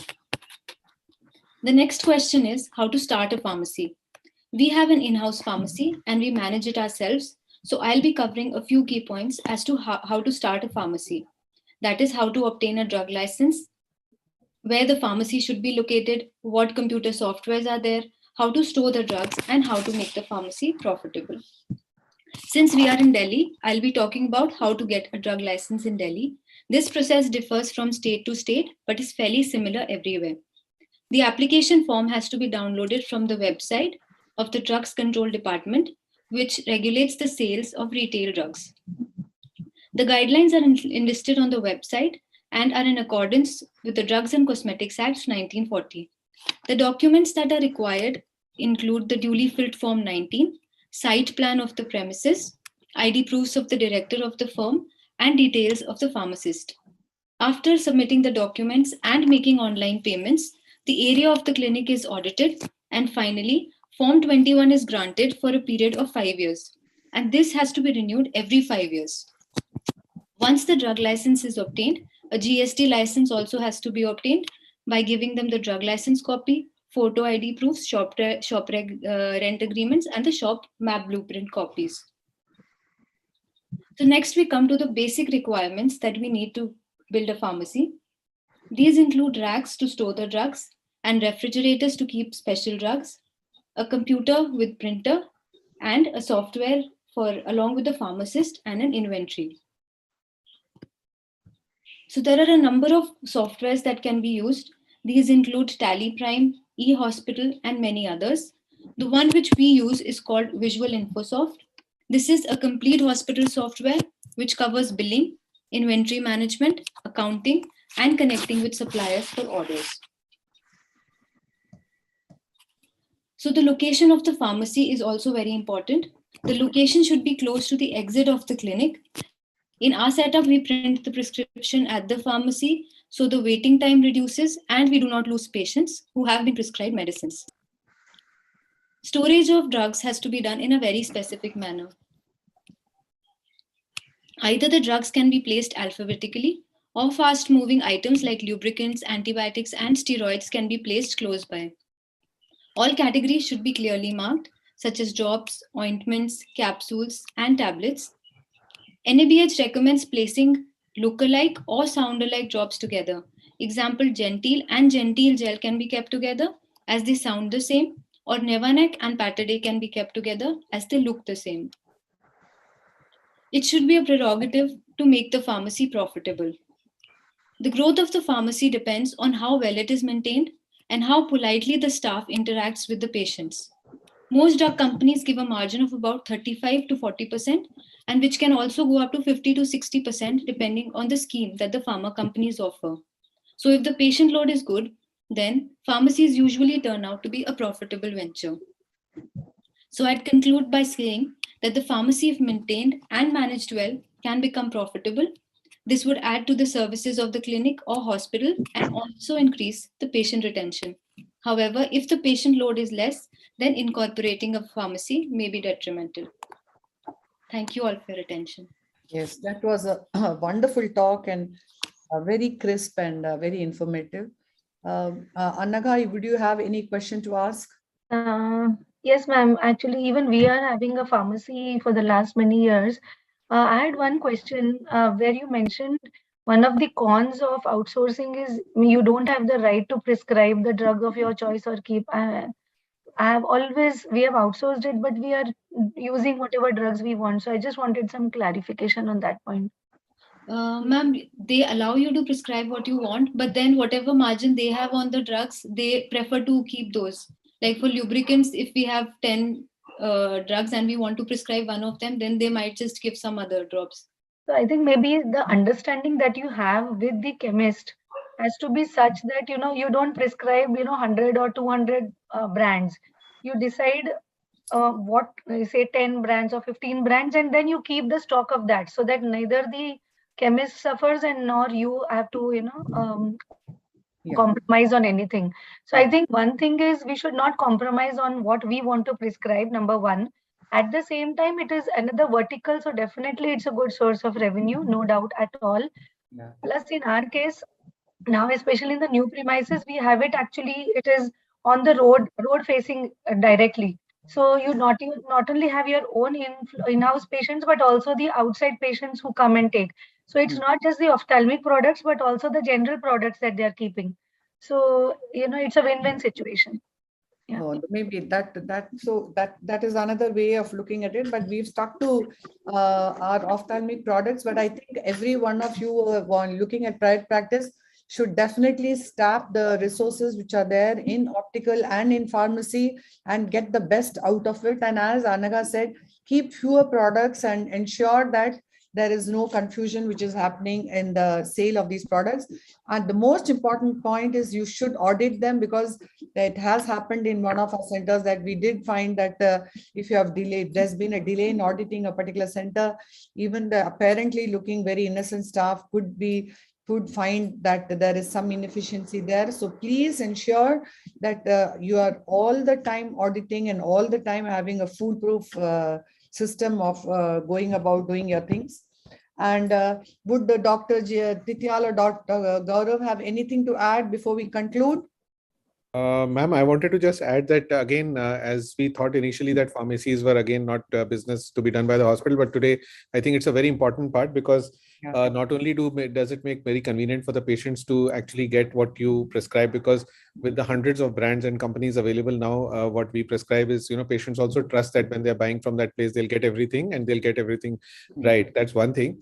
The other thing is, of course, it's also profitable to the hospital because there is that benefit of having a pharmacy in-house.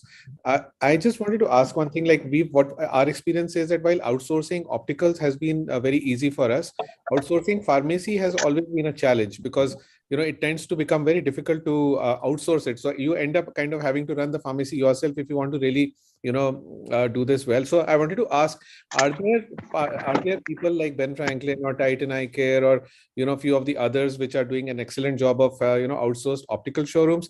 Are there also similar models of outsourcing ophthalmic pharmacies? I'm sure nowadays there are these individuals who are coming forward and tying up with different doctors and ensuring that the drugs which they are producing, they are sold to these doctors and those medicines are being prescribed. So I'm sure if you approach them, they might be able to put you on to a pharmacist or something, or you could come I think to an arrangement with them. it only works on individual levels. I mean, you can kind of tie up with somebody to run it. Level. The challenge is that there will be, substitutions. There will be lots of practices which happen, which you will not be able to control. See, one thing is now you should have access to their software. Number one, and number two, you should have a MOU signed that you can, access their accounts and their software and their data at any point of time. And that transparency has to be maintained. They should be daily updating, just like in Ben Franklin or any other opticals, daily updating. They send you on a daily DSR, and then a monthly proper statistical analysis. So it should not be a problem. It's very, very difficult to manage the inventory and then the expiry date and all that. It takes up a lot of your mind space and time. I mean, you should have a dedicated person for a sole person. The income which comes through a pharmacy is phenomenal. Yeah, absolutely specifically phenomenal. Appoint a person for it, and it is once you get to understand it, spend a little bit of time. Believe me, that's a very profitable business, and in a very ethical manner you could run it too. You could actually give this 1:1 and many more advantages to your patients too if you want to be philanthropic there. And I think it is definitely, these are part and parcel of, just like Dr. Tityal had said, how it is important that each of these are, the only thing, if it's within us, we can run it in a very scientific and ethical and a clinical way. And I think all of us need some time with our families, and I've really crossed this extra half an hour. But I am so sure that all these 8 speakers were mind-blowing. And I even wondered why do they need this leadership development program, and probably how much we need to rise to the occasion to make these challenging minds and continue to enjoy these LDP programs. And probably we should have fewer topics and maybe more discussions to accrue, and a larger expert panel with their wide experience. I definitely would want to take feedback from all these very smart, capable speakers. And I do believe that audience who have stayed on are themselves doing a great job at the different levels. And it's a pride to have such a strong LDP group amidst you. And thank you one and all. And I'm amazed to see the energy which was there in my expert panel. 2 of them who had to exit were also gave me their personal challenges, and Dr. Tityal would actually slipped off from his mind, and how he gave us those very precious 2.5 hours, and how Gaurav gave his inputs, and how supportive Anagha was as a co-moderator. My thanks from my depth of the heart, and I think this was a truly good LDP program. And thanks to Sai and Manjula from Neurotech for allowing us to use their Zoom platform every time we do these LDP program, besides the phenomenal help which they give for ARC through every step of the way. And thank you, one and all. We shall meet again with greater energy and a newer dimension to it. Thank you I would very much. like to congratulate all so the much. speakers. They were really excellent. And each Yes. talk was so well prepared Very and well. well delivered. So thank you so much for Thank inviting me. Yes. Lovely talks. Thank you so much, everyone, to all the expert panelists. Yes. Thank you, Dr. Titial sir, Dr. Gaurav, Dr. Yes. Rishi. Thank you. Thank you for inviting ma'am. Dr. Yes, bye-bye. Janaka. Yeah. Thank you. Thank you. Thank Thank you, ma'am. you. Thank Well you. spent, ma'am. Sunday afternoon, very well spent. Very well spent. Sumit, your talk was also good. All your talks were very good. This is just superb. I mean, there was every slide told us that you all had put so much thought into it. It was so professionally done. Amazing. And I'm sure you all can go and happily enjoy your Sunday evening, because it taught me a lot when I heard all of you, that so much is there that all of you know already when you have started your practices. So 3 cheers to all of you. Thank you. Thank you. Thank you, everyone. Thank you. Bye.